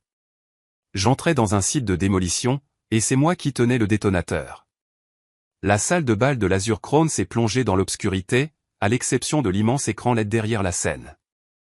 La présentation vidéo a commencé, un montage léché en haute définition d'enfants souriants, de toits verts et d'images en accéléré de grues de construction dansant sur le lever de soleil de Seattle. La musique a enflé, une partition orchestrale triomphale conçue pour manipuler les glandes lacrymales des milliardaires. Puis l'écran s'est estompé pour laisser place à un graphique d'une seule rose en fleurs, et le texte est apparu en élégante police serif blanche, des avenirs en fleurs. Les lumières se sont rallumées. Les applaudissements ont été tonitruants. Graham est monté sur scène. Il ressemblait au prince de la ville. Son smoking était parfaitement ajusté. Ses cheveux étaient coiffés en arrière et son sourire était éblouissant. Sienna est sortie un pas derrière lui, portant une robe argentée qui scintillait comme du mercure liquide. Elle avait tout l'air de la co-visionnaire, de la partenaire égale. Il se tenait devant un décor qui n'était pas une projection numérique, mais un mur littéral de roses rouges fraîches et profondes, des milliers d'entre elles, tissées en une tapisserie d'excès. Je me tenais tout au fond de la salle, près des portes battantes de l'entrée de service. Mes mains étaient vides. J'avais posé mon verre de vin sur un plateau qui passait quelques minutes auparavant. J'avais besoin de mes mains libres. J'avais besoin de mes nerfs solides. Graham s'est approché du microphone. Il a attendu que les applaudissements se taisent, s'en imprégnant comme de la lumière du soleil. Merci, a-t-il dit, sa voix baissant dans ce registre intime et humble qui fonctionnait si bien dans les salles de conseil. Construire un avenir n'est pas un acte solitaire. Cela demande de la vision. Cela demande de la passion. Et parfois, cela demande un partenaire qui vous pousse à voir la beauté là où vous ne voyez que des plans. Il s'est tourné vers Sienna. Elle a souri, un abaissement modeste et étudié de ses cils. C'était le script. C'était le moment qu'ils avaient répété dans notre salon pendant que j'étais censé dormir. Mais ensuite est venue l'improvisation, la touche qu'ils pensaient charmante. De la droite de la scène, un assistant de production est sorti, portant un bouquet. Ce n'était pas un bouquet normal. C'était une monstruosité de velours et de tiges, au moins 4 douzaines de roses équatoriennes à longues tiges enveloppées dans un lourd papier cramoisi.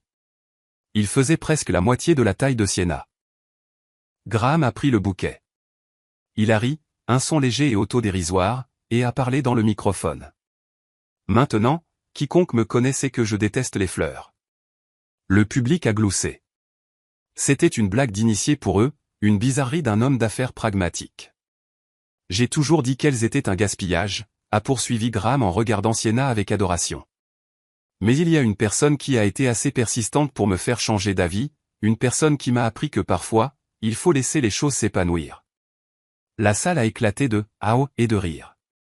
J'ai senti un goût métallique froid dans ma bouche. Il prenait le mensonge spécifique qu'il avait utilisé pour me manipuler pendant 7 ans, l'arme même qu'il avait utilisée pour me refuser un bouquet à 5 $ de l'épicerie, et l'utiliser comme une chute pour courtiser publiquement sa maîtresse. Sienna, a-t-il dit, sa voix résonnant dans les haut-parleurs. Sans toi, cette fondation ne se serait pas épanouie pour devenir ce qu'elle est aujourd'hui. Il lui a tendu les fleurs.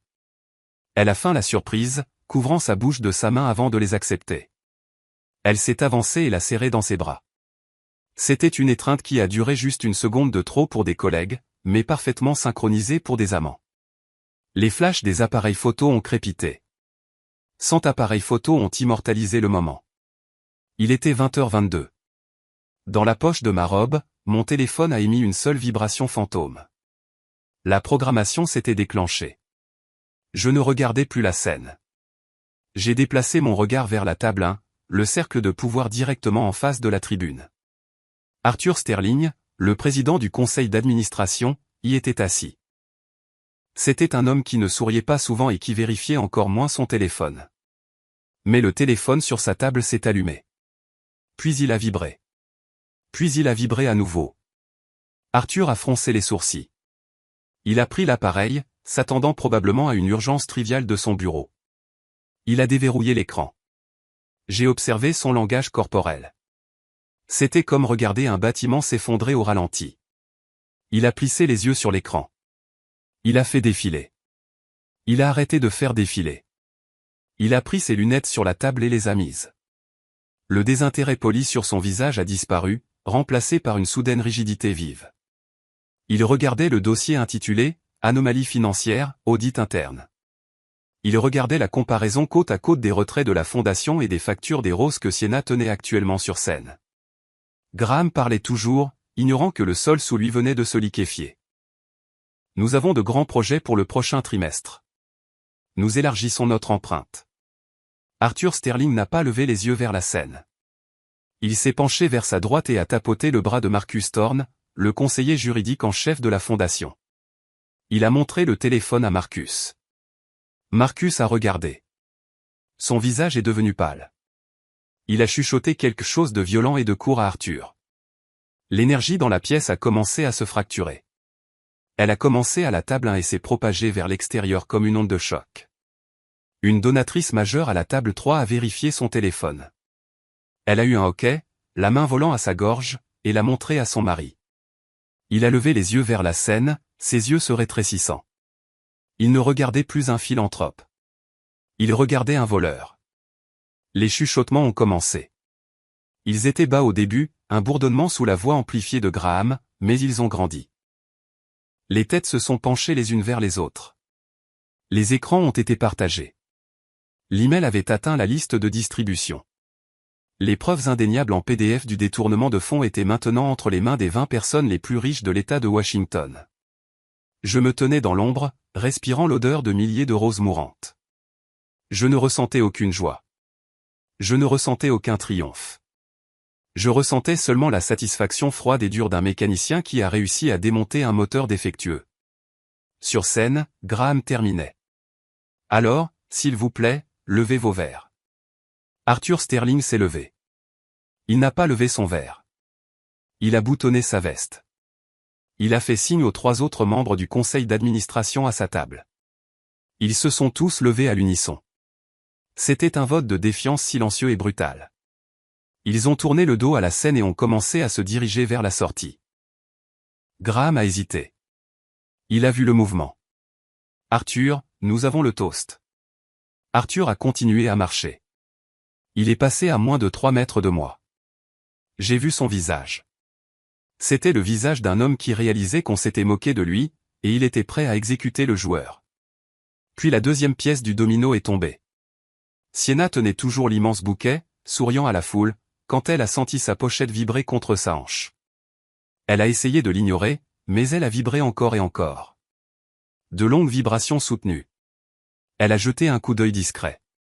J'ai vu son expression passer de la radiance à la confusion, puis à la terreur absolue. C'était le numéro inconnu. C'était l'appel qui arrive 5 minutes après qu'un tuyau urgent a atterri sur le bureau des œuvres de bienfaisance du procureur général de l'État. Elle a regardé le téléphone, puis a levé les yeux vers le public. Elle a vu les donateurs lire leurs écrans. Elle a vu les regards froids dirigés vers elle. Elle a vu le conseil d'administration sortir. La couleur a quitté son visage si complètement que son maquillage ressortait comme un masque. Elle a fait un pas en arrière, s'éloignant de Graham comme s'il était radioactif. Graham s'est tourné vers elle, confus. « Sienna, qu'y a-t-il » Elle ne lui a pas répondu. Elle ne pouvait pas. Le récit s'était brisé. Elle n'était plus la co-visionnaire. Elle était la complice. « Je dois » a-t-elle balbutié, sa voix captée par le micro chaud, résonnant légèrement. « Il y a une urgence. » « Excusez-moi. » Elle n'a pas quitté la scène en marchant. Elle a pratiquement couru, serrant les preuves incriminantes d'une valeur de $1800 dans ses bras comme si c'était un bouclier. Elle a disparu derrière les rideaux de velours des coulisses. Graham a été laissé seul. Il se tenait au centre de la scène, sous les projecteurs, entouré de son mur de rose. Il a regardé le public, s'attendant à l'adoration. Au lieu de cela, il a trouvé une mer de sommets de tête alors que les gens lisaient le dossier sur leur téléphone. Il a trouvé des chaises vides là où se trouvait son conseil d'administration. Il a trouvé un silence plus assourdissant que n'importe quelle accusation. Il m'a cherché. Ses yeux ont balayé la pièce, désespéré de trouver son accessoire, son stabilisateur. Il a balayé les tables de devant. Je n'étais pas là. Il a balayé le milieu. Je n'étais pas là. Finalement, ses yeux ont atteint le fond de la pièce. Il m'a vu. Je me tenais parfaitement immobile dans ma robe bleu nuit. Je n'ai pas fait de signe de la main. Je n'ai pas souri. J'ai simplement soutenu son regard. Je l'ai laissé me voir le voir. Pendant un moment, le temps a semblé suspendu. Les flashs des appareils photo s'étaient arrêtés. La musique s'était coupée. Il n'y avait plus que lui, debout dans les décombres de son propre ego, et moi, l'architecte de l'effondrement. J'ai regardé les roses derrière lui. J'ai regardé les roses dans le hall. J'ai regardé les roses sur les tables. Je déteste les fleurs, avait-il dit. Je déteste les fleurs, avait-il dit à la foule. J'ai regardé la réalisation le frapper. Il a regardé les roses et pour la première fois, il n'a pas vu du marketing. Il a vu la piste de papier. Il a vu les factures. Il a vu les dates correspondant au virement bancaire. Il a réalisé que chaque pétale dans la pièce était une ligne de code dans un acte d'accusation qui venait d'être livré aux autorités. Il a laissé tomber le microphone. Il a heurté le sol avec un crissement de Larsen qui a fait grimacer tout le monde. Il s'est retourné et a quitté la scène, non pas avec la démarche d'un roi, mais avec les mouvements précipités et saccadés d'un homme fuyant un bâtiment en feu. Je me suis retourné et j'ai poussé les portes de service. L'air frais du couloir de la cuisine m'a frappé le visage. Je me suis éloigné du gala, laissant derrière moi l'odeur des roses. Le spectacle était terminé. L'enquête avait commencé. Les retombées sont arrivées dans ma boîte de réception à 6 heures du matin, silencieuses et mortelles. J'étais assise à l'îlot de la cuisine, sirotant une tasse de café noir, regardant l'aube grise de Seattle s'infiltrer à travers la pluie. Mon ordinateur portable était ouvert. Un message de Naomi est apparu, transférant un mémo interne envoyé par le conseil d'administration de la fondation Lowell Urban Future. L'objet était « Résolution d'urgence Stark. Action immédiate requise ». Le texte était bref, rédigé dans le langage froid et aseptisé du contrôle des dommages d'entreprise. Le conseil d'administration avait voté à l'unanimité pour suspendre toutes les dépenses discrétionnaires. Ils avaient lancé un audit médico-légal indépendant immédiat de tous les comptes datant de 36 mois. Et plus important encore, ils ont formellement demandé que Graham Lowell et Sienna Rod rendent tous les appareils et badges d'accès de l'entreprise avant midi ce jour-là, en attendant une enquête interne. L'Empire ne s'était pas seulement fissuré. Il avait été condamné. Graham avait franchi la porte d'entrée 3 heures plus tôt, à 3 heures du matin. Il sentait le scotch éventé, la sueur et cette odeur écœurante et distincte de panique. Il n'avait plus l'air d'un visionnaire. Il avait l'air d'un homme qu'on avait déshabillé dans une tempête de neige. Il avait jeté sa veste de smoking par terre et m'avait regardé avec des yeux injectés de sang. « C'est toi qui as fait ça ?» avait-il demandé, la voix rauque. « C'est toi qui as envoyé ces fichiers ? As-tu la moindre idée de ce que tu as fait ?» Je n'avais pas levé les yeux de mon iPad. J'ai pris une lente gorgée de café. Je suis la seule personne dans cette maison dont la profession légitime implique la manipulation de preuves, Graham. Bien sûr que je les ai envoyés. Qui d'autre saurait comment formater les métadonnées ? Il avait ouvert la bouche pour crier, pour rager, mais la combativité l'avait abandonné. Il a réalisé, peut-être pour la première fois, qu'il ne se disputait pas avec une femme. Il se disputait avec un procureur. Il avait pris d'assaut la chambre d'amis et claqué la porte. Maintenant, le soleil était levé et les appels téléphoniques ont commencé. Le premier est arrivé à 8h30. L'identifiant de l'appelant affichait « numéro inconnu », mais je savais qui c'était. J'ai répondu à la deuxième sonnerie, en mettant le haut-parleur pour pouvoir continuer à taper ma lettre de démission au prestigieux country club auquel nous appartenions. C'est elle ? La voix était tremblante, aiguë, mais essayant désespérément de paraître autoritaire. C'était Sienna. « Bonjour, Sienna », ai-je dit. « Je suppose que vous avez vu l'email du conseil d'administration. Il faut que tu arrêtes ça, a-t-elle sifflé. Je ne sais pas à quel jeu malsain tu joues, mais mon avocat dit que c'est de la diffamation. Tu fais circuler des documents falsifiés. Tu es une tierce partie malveillante qui essaie de ruiner ma réputation parce que tu es insécure dans ton mariage. Insécure, ai-je répété en tapant un poing sur mon écran. Je suis une professionnelle respectée dans cette ville, a-t-elle poursuivi, sa voix s'élevant. Si tu ne retires pas ces emails et que tu ne présentes pas d'excuses publiques, je te poursuivrai en justice pour tout ce que tu as. Tu salis une femme de ta propre industrie. C'est antiféministe. C'est dégoûtant. J'ai arrêté de taper. Je me suis penché en arrière sur ma chaise. Sienna, ai-je dit, ma voix parfaitement égale. Le moment de s'inquiéter du soutien entre femmes était avant que tu n'acceptes 42 000 $ de roses payés par une organisation caritative pour le logement. Et quant à me poursuivre en justice, je te le déconseille. La découverte est une voie à double sens. Si nous allons au tribunal, je ne tirerai pas seulement les dossiers de la fondation. Je tirerai ton compte courant personnel. Je tirerai les journaux de texto. Je tirerai les données GPS de ton téléphone des 2 dernières années. Il y a eu un silence à l'autre bout du fil, lourd et terrifié. Tu ne devrais pas appeler la femme de ton petit ami, ai-je ajouté doucement. Tu devrais appeler un avocat pénaliste. Le procureur général ne se soucie pas de ta réputation. Il se soucie des dollars d'impôts manquants. J'ai raccroché. Le deuxième appel est arrivé 20 minutes plus tard. C'était Damon. Le frère de Graham n'a pas pris la peine de menacer de poursuites judiciaires. Il est allé droit à la culpabilité, l'arme que les familles utilisent toujours lorsque la logique échoue. « Alani, qu'est-ce qui ne va pas chez toi ?» a crié Damon. Je pouvais entendre le bruit de fond de son bureau, des téléphones qui sonnaient, des gens qui se précipitaient. La presse nous appelle toutes les 5 minutes. L'action du groupe Méridian est en baisse de 4% en préouverture à cause de l'association. Tu es en train de tirer des trous dans ton propre bateau. Je ne suis pas dans le bateau, Damon, ai-je dit. Je suis sur le quai. Pense aux employés, a-t-il crié. Nous avons 200 personnes qui travaillent pour la fondation. Si l'État gèle nos actifs, ils ne seront pas payés la semaine prochaine. Des innocents vont perdre leur emploi parce que tu n'as pas pu gérer une petite affaire en privé.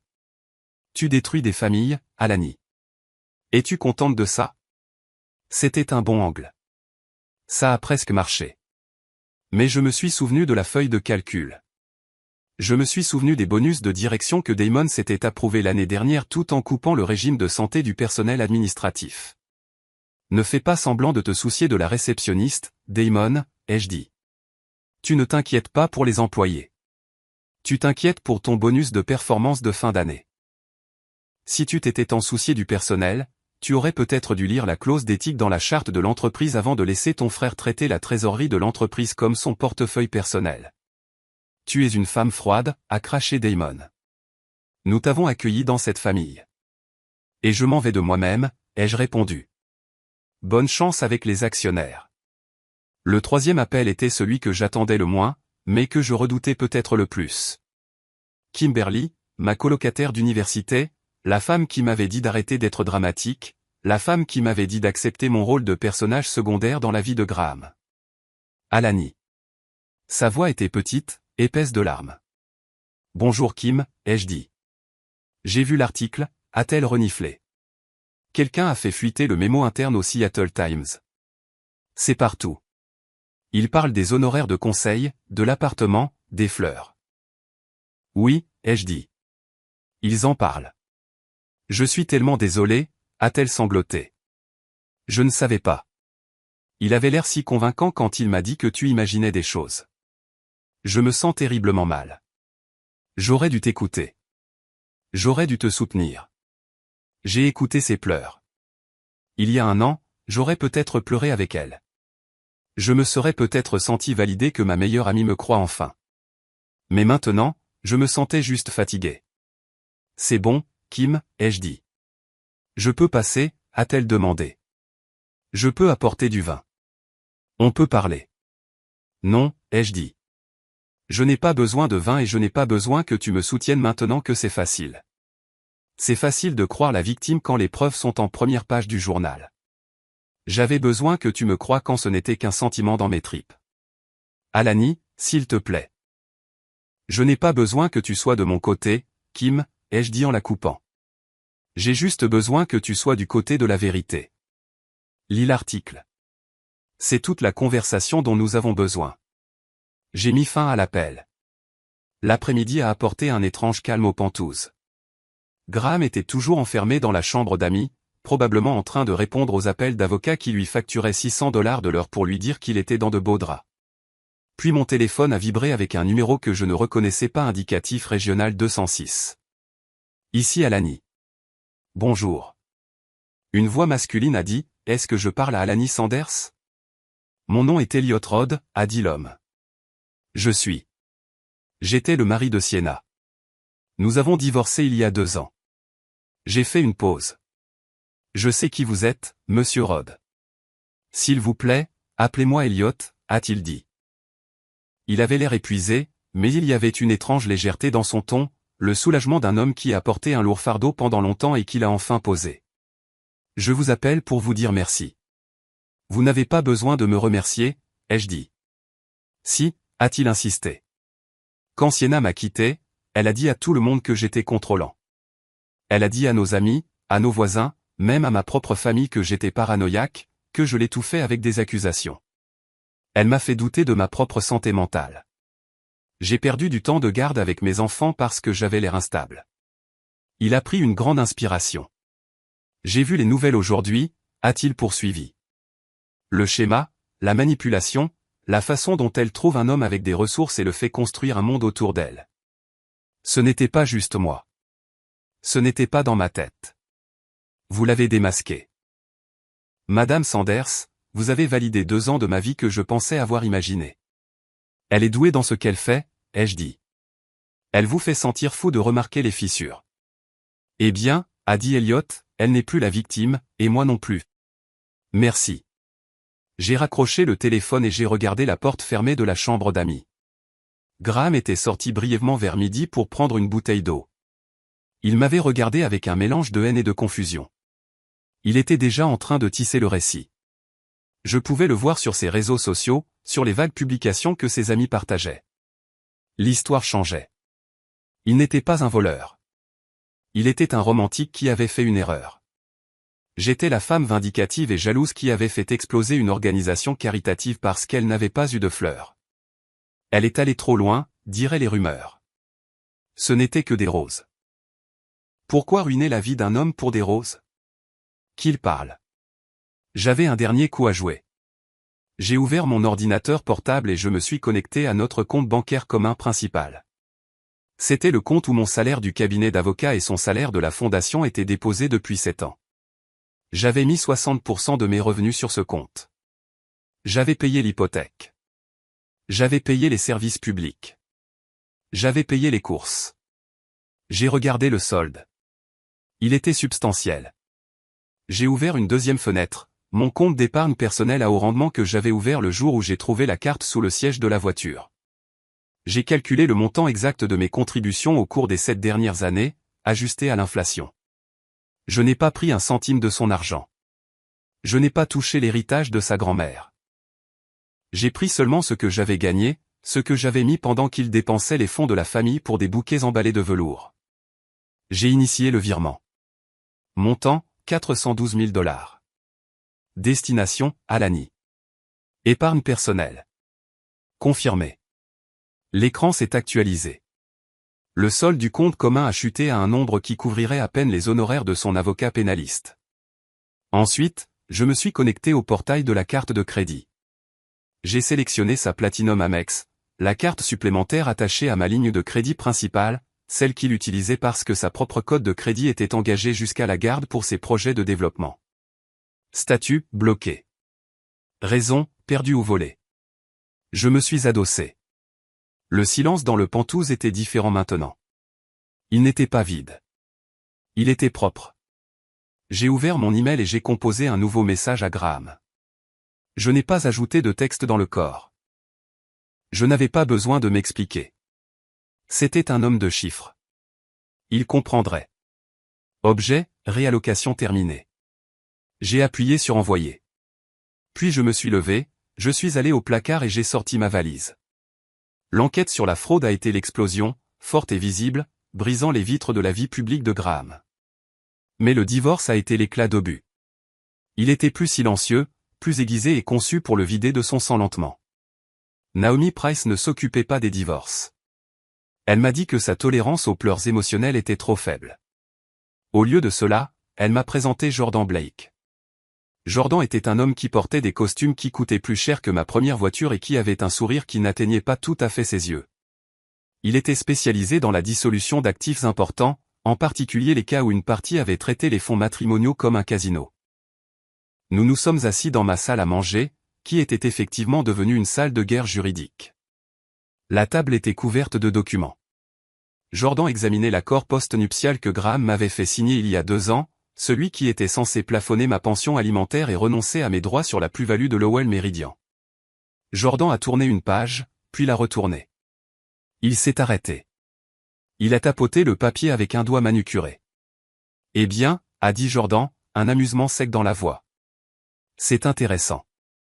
Qu'est-ce que c'est, ai-je demandé. Est-ce irréfutable? L'accord lui-même est terriblement bien rédigé, a admis Jordan. Il t'aurait laissé avec presque rien. Cependant, Graham a commis une erreur fatale. La clause concernant la renonciation à la plus-value des actifs est référencée dans le corps principal, mais elle repose sur une définition spécifique de l'annexe C. Il a tourné le document vers moi. Regarde l'annexe C, Alani. J'ai regardé. C'était une page de définition juridique standard. En bas, il y avait une ligne pour ma signature, qui était là, semblant tremblante et confiante. À côté, il y avait la ligne pour la signature de Graham. Elle était vide. Il a oublié de signer l'annexe, a dit Jordan.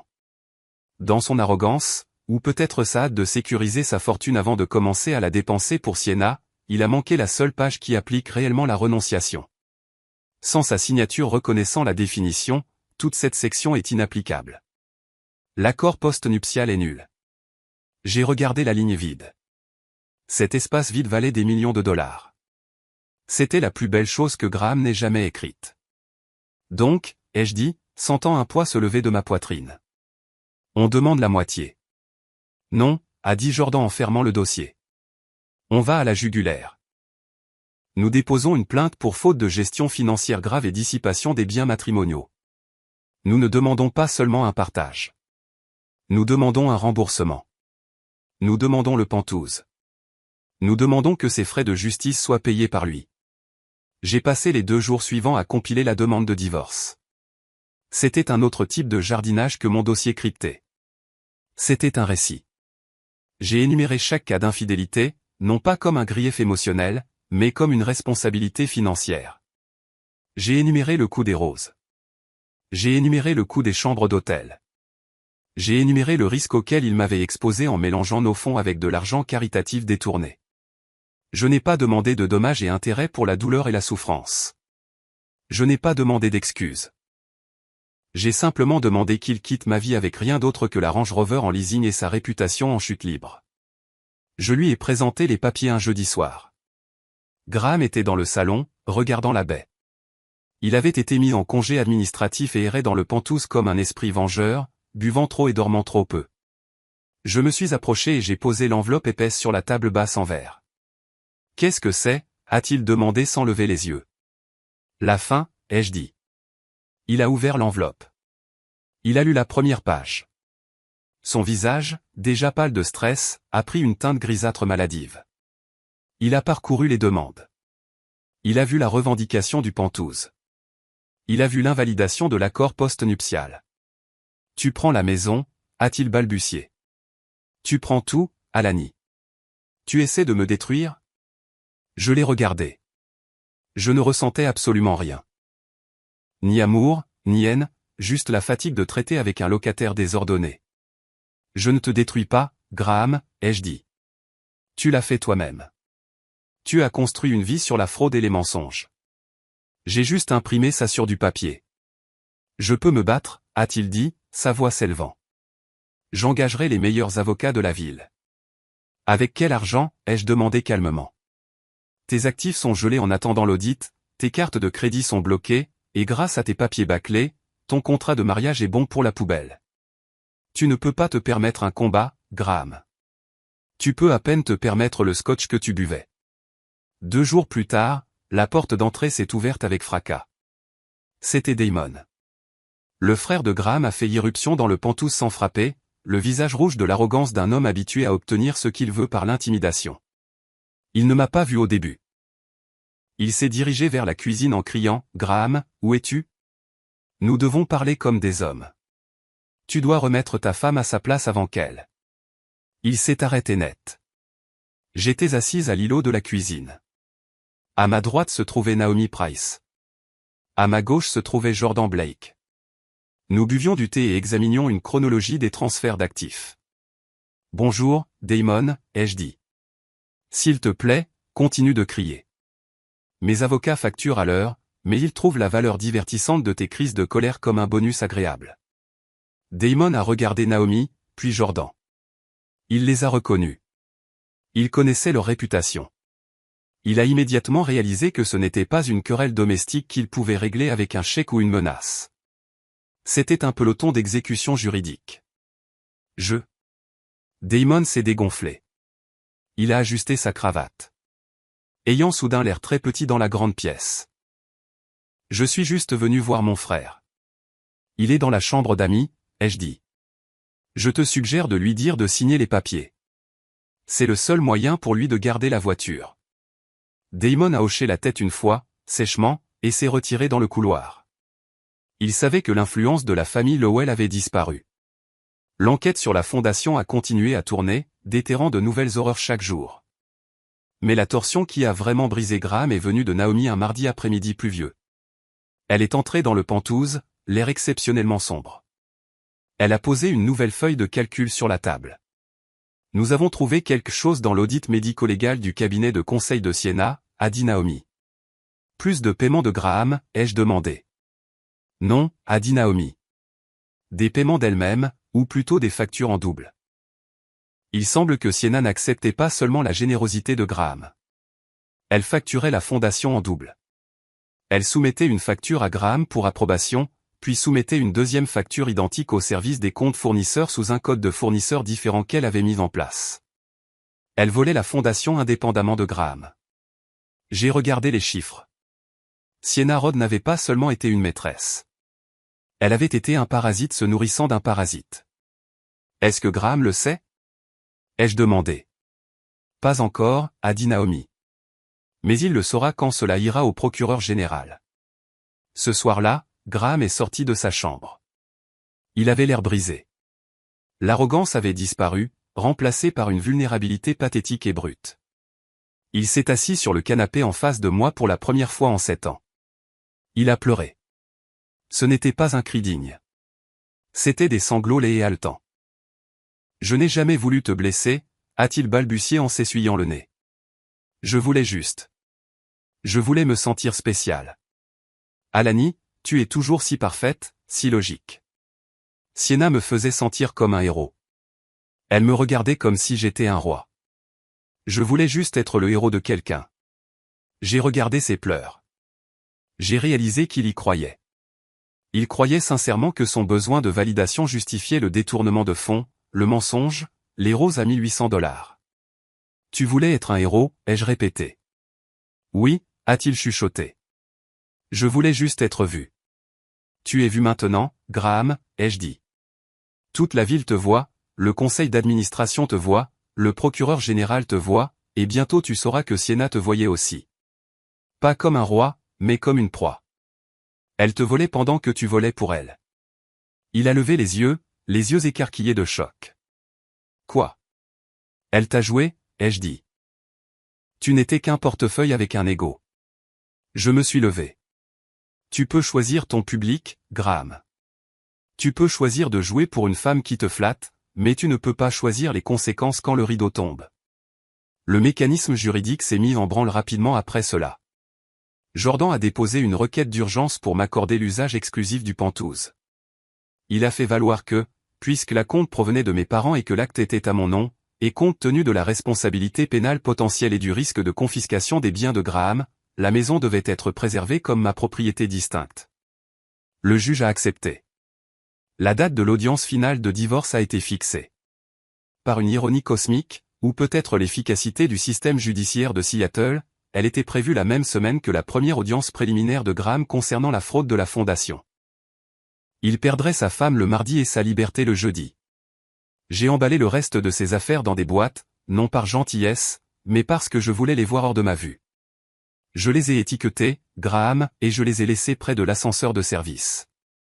J'ai traversé le Penthouse vide. C'était calme. Les panneaux d'inspiration avaient disparu. L'odeur de son eau de Cologne s'estompait. Le fantôme des roses était enfin exorcisé. J'avais la maison. J'avais la vérité. Et dans 2 jours, je retrouverai mon nom. La scène était prête pour l'acte final, et cette fois, c'est moi qui écrivais le scénario. Le matin de l'audience finale était gris, le genre de matin incolore de Seattle où le ciel semble peser sur le vert des gratte-ciel. Nous n'étions pas encore dans une salle d'audience. Nous étions dans la salle de conférence exécutive au 42e étage de l'immeuble Lowell Meridian, une boîte de verre qui ressemblait moins à un lieu de réunion qu'à une salle d'opération.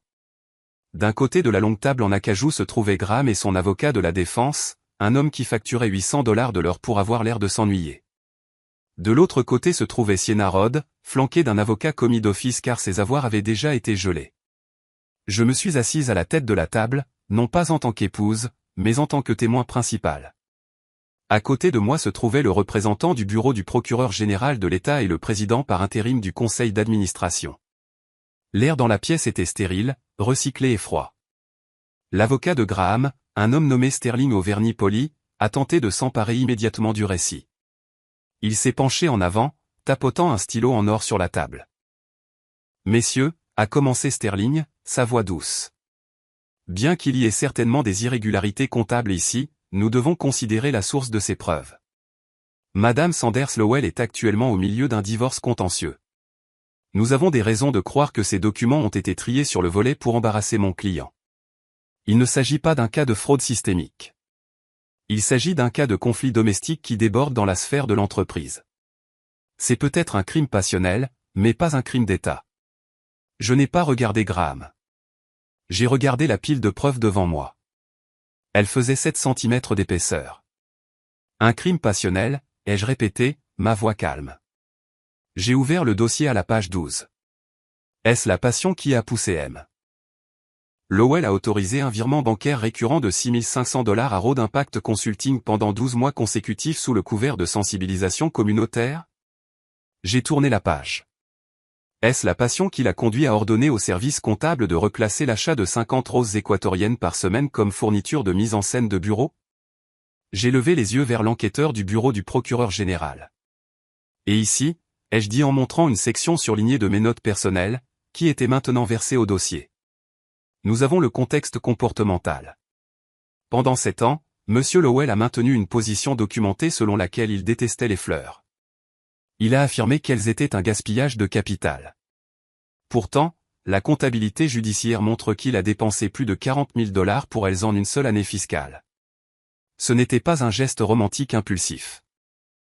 C'était une redirection calculée de fonds caritatifs, soutenue sur une longue période, impliquant la falsification de factures pour couvrir ses traces.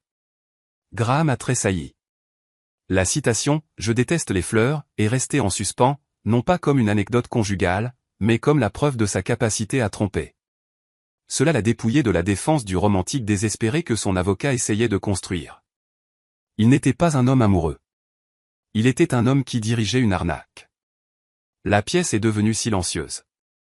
L'enquêteur, une femme aux yeux vifs et sans patience pour les pirouettes d'entreprise, a regardé Graham, puis moi. Madame Sanders Lowell, a dit l'enquêteur, si nous poursuivons l'enquête dans toute son ampleur sur la base des preuves que vous avez fournies, il est probable que les accusations passeront de la responsabilité civile au détournement de fonds criminels. Il y a une possibilité de peine de prison pour les principaux impliqués. Elle a fait une pause, me donnant un moment pour peser la gravité de ses paroles. Vous avez fourni la feuille de route financière, a-t-elle poursuivi. Mais certaines de ses communications internes concernant son intention, ce sont des conversations conjugales privilégiées. Vous avez le droit de retenir les enregistrements spécifiques où il admet l'intention de frauder pour le protéger des sanctions pénales plus sévères. Souhaitez-vous les soumettre ou voulez-vous les garder privés? La pièce a semblé retenir son souffle. Graham m'a regardé. Ses yeux étaient grands, suppliants. Pendant une seconde, j'ai vu l'homme que j'avais épousé il y a 7 ans. J'ai vu les week-ends que nous passions à conduire le long de la côte. J'ai vu le potentiel qu'il avait autrefois. J'ai ressenti le poids de ces 7 années. J'ai senti le fantôme de la femme qui avait tant essayé d'être pratique, de ne pas être exigeante, d'être suffisante. Je l'ai regardé. Puis j'ai regardé Sienna, qui fixait la table, refusant de croiser le regard de qui que ce soit. Il a volé une organisation caritative qui était censée construire des maisons pour des gens qui n'ont rien, ai-je dit. Ma voix n'a pas tremblé. Il a utilisé cet argent pour construire un mur de roses pour sa vanité. Il n'y a rien de privé là-dedans. J'ai poussé la clé USB contenant les enregistrements audio sur la table vers l'enquêteur. Je veux que chaque transaction liée à la fondation soit mise en lumière, ai-je dit. Toute. Je soumets tout. Graham a fait un bruit, un son bas et étranglé dans sa gorge, comme un animal pris au piège. Il s'est affalé sur sa chaise. Il savait que c'était fini. La décision du conseil d'administration est tombée rapidement, avant même que nous ayons quitté la pièce. Graham a été officiellement démis de toutes ses fonctions au sein du groupe Lowell Meridian et de la fondation. Le conseil d'administration recommanderait des poursuites pénales complètes contre Graham Lowell et Sienna Rhodes. Une équipe d'audit indépendante prendrait le contrôle des bureaux dans l'heure. La matinée s'est terminée par la destruction de sa carrière. L'après-midi était prévu pour la dissolution de notre mariage. L'audience de divorce a eu lieu au tribunal supérieur du comté de King à 14 heures. Comparée au drame du matin, elle a été d'une efficacité chirurgicale. La salle d'audience était calme, sentant la cire à parquet et le vieux bois. La juge, une femme d'une 60aine d'années avec des lunettes de lecture perchées sur le bout de son nez, a examiné la requête. Elle a examiné les divulgations financières. Elle a examiné l'accord post-nuptial annulé.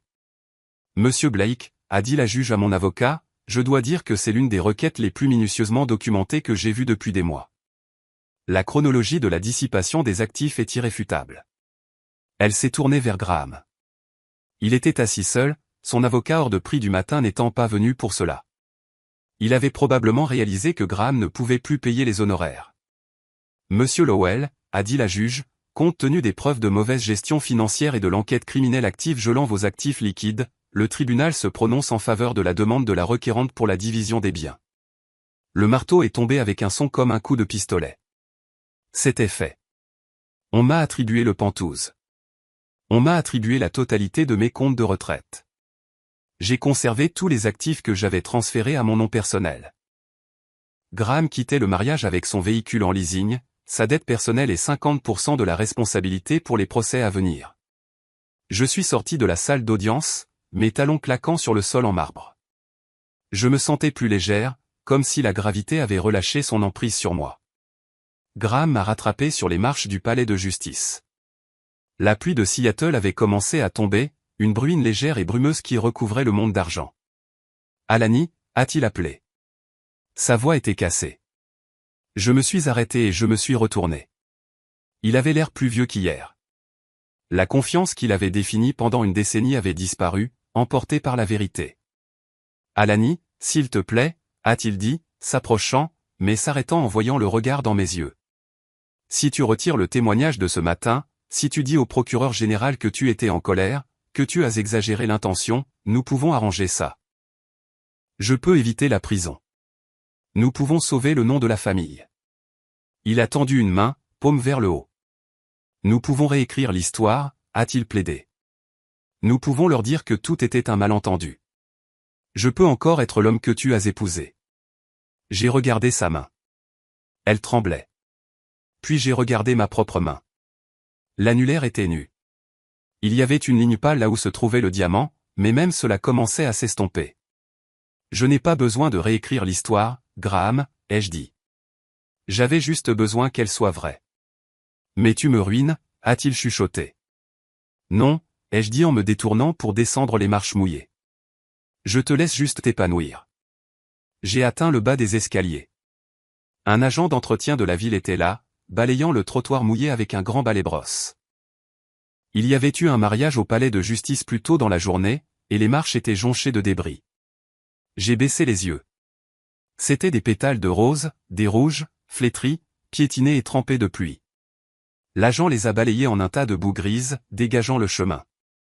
Je suis resté là un moment, regardant les pétales rouges disparaître dans la pelle à poussière. J'ai pensé au mur de fleurs du gala. J'ai pensé au bouquet que Sienna avait serré sur scène. J'ai pensé à la seule carte que j'avais trouvée sous le siège de la voiture. J'ai sorti mon téléphone de ma poche. Je l'ai déverrouillé et j'ai navigué jusqu'au lecteur crypté. J'ai trouvé le dossier nommé « Jardin ». Il contenait des gigaoctets de douleur. Il contenait l'histoire de ma trahison. J'ai appuyé sur « Tout sélectionner ». J'ai appuyé sur « Supprimer ». Êtes-vous sûr de vouloir supprimer définitivement ces éléments? Cette action ne peut pas être annulée. J'ai appuyé sur « Oui ». L'icône a disparu. L'écran était propre. J'ai remis le téléphone dans ma poche et j'ai levé les yeux vers le ciel. La pluie était fraîche et propre sur mon visage. Il n'y avait plus de fleurs. Il n'y avait plus de preuves. Il n'y avait plus de Graham. Il n'y avait plus que moi, debout sous la pluie, enfin prêt à planter quelque chose de nouveau. Merci beaucoup d'avoir écouté cette histoire. J'aimerais savoir d'où vous écoutez. Alors, s'il vous plaît, laissez un commentaire ci-dessous et partagez vos réflexions sur la vengeance d'Alani. Si vous avez apprécié, assurez-vous de vous abonner à la chaîne Histoire de famille brisée, d'aimer cette vidéo et d'appuyer sur ce bouton d'engouement pour que plus de gens puissent entendre cette histoire.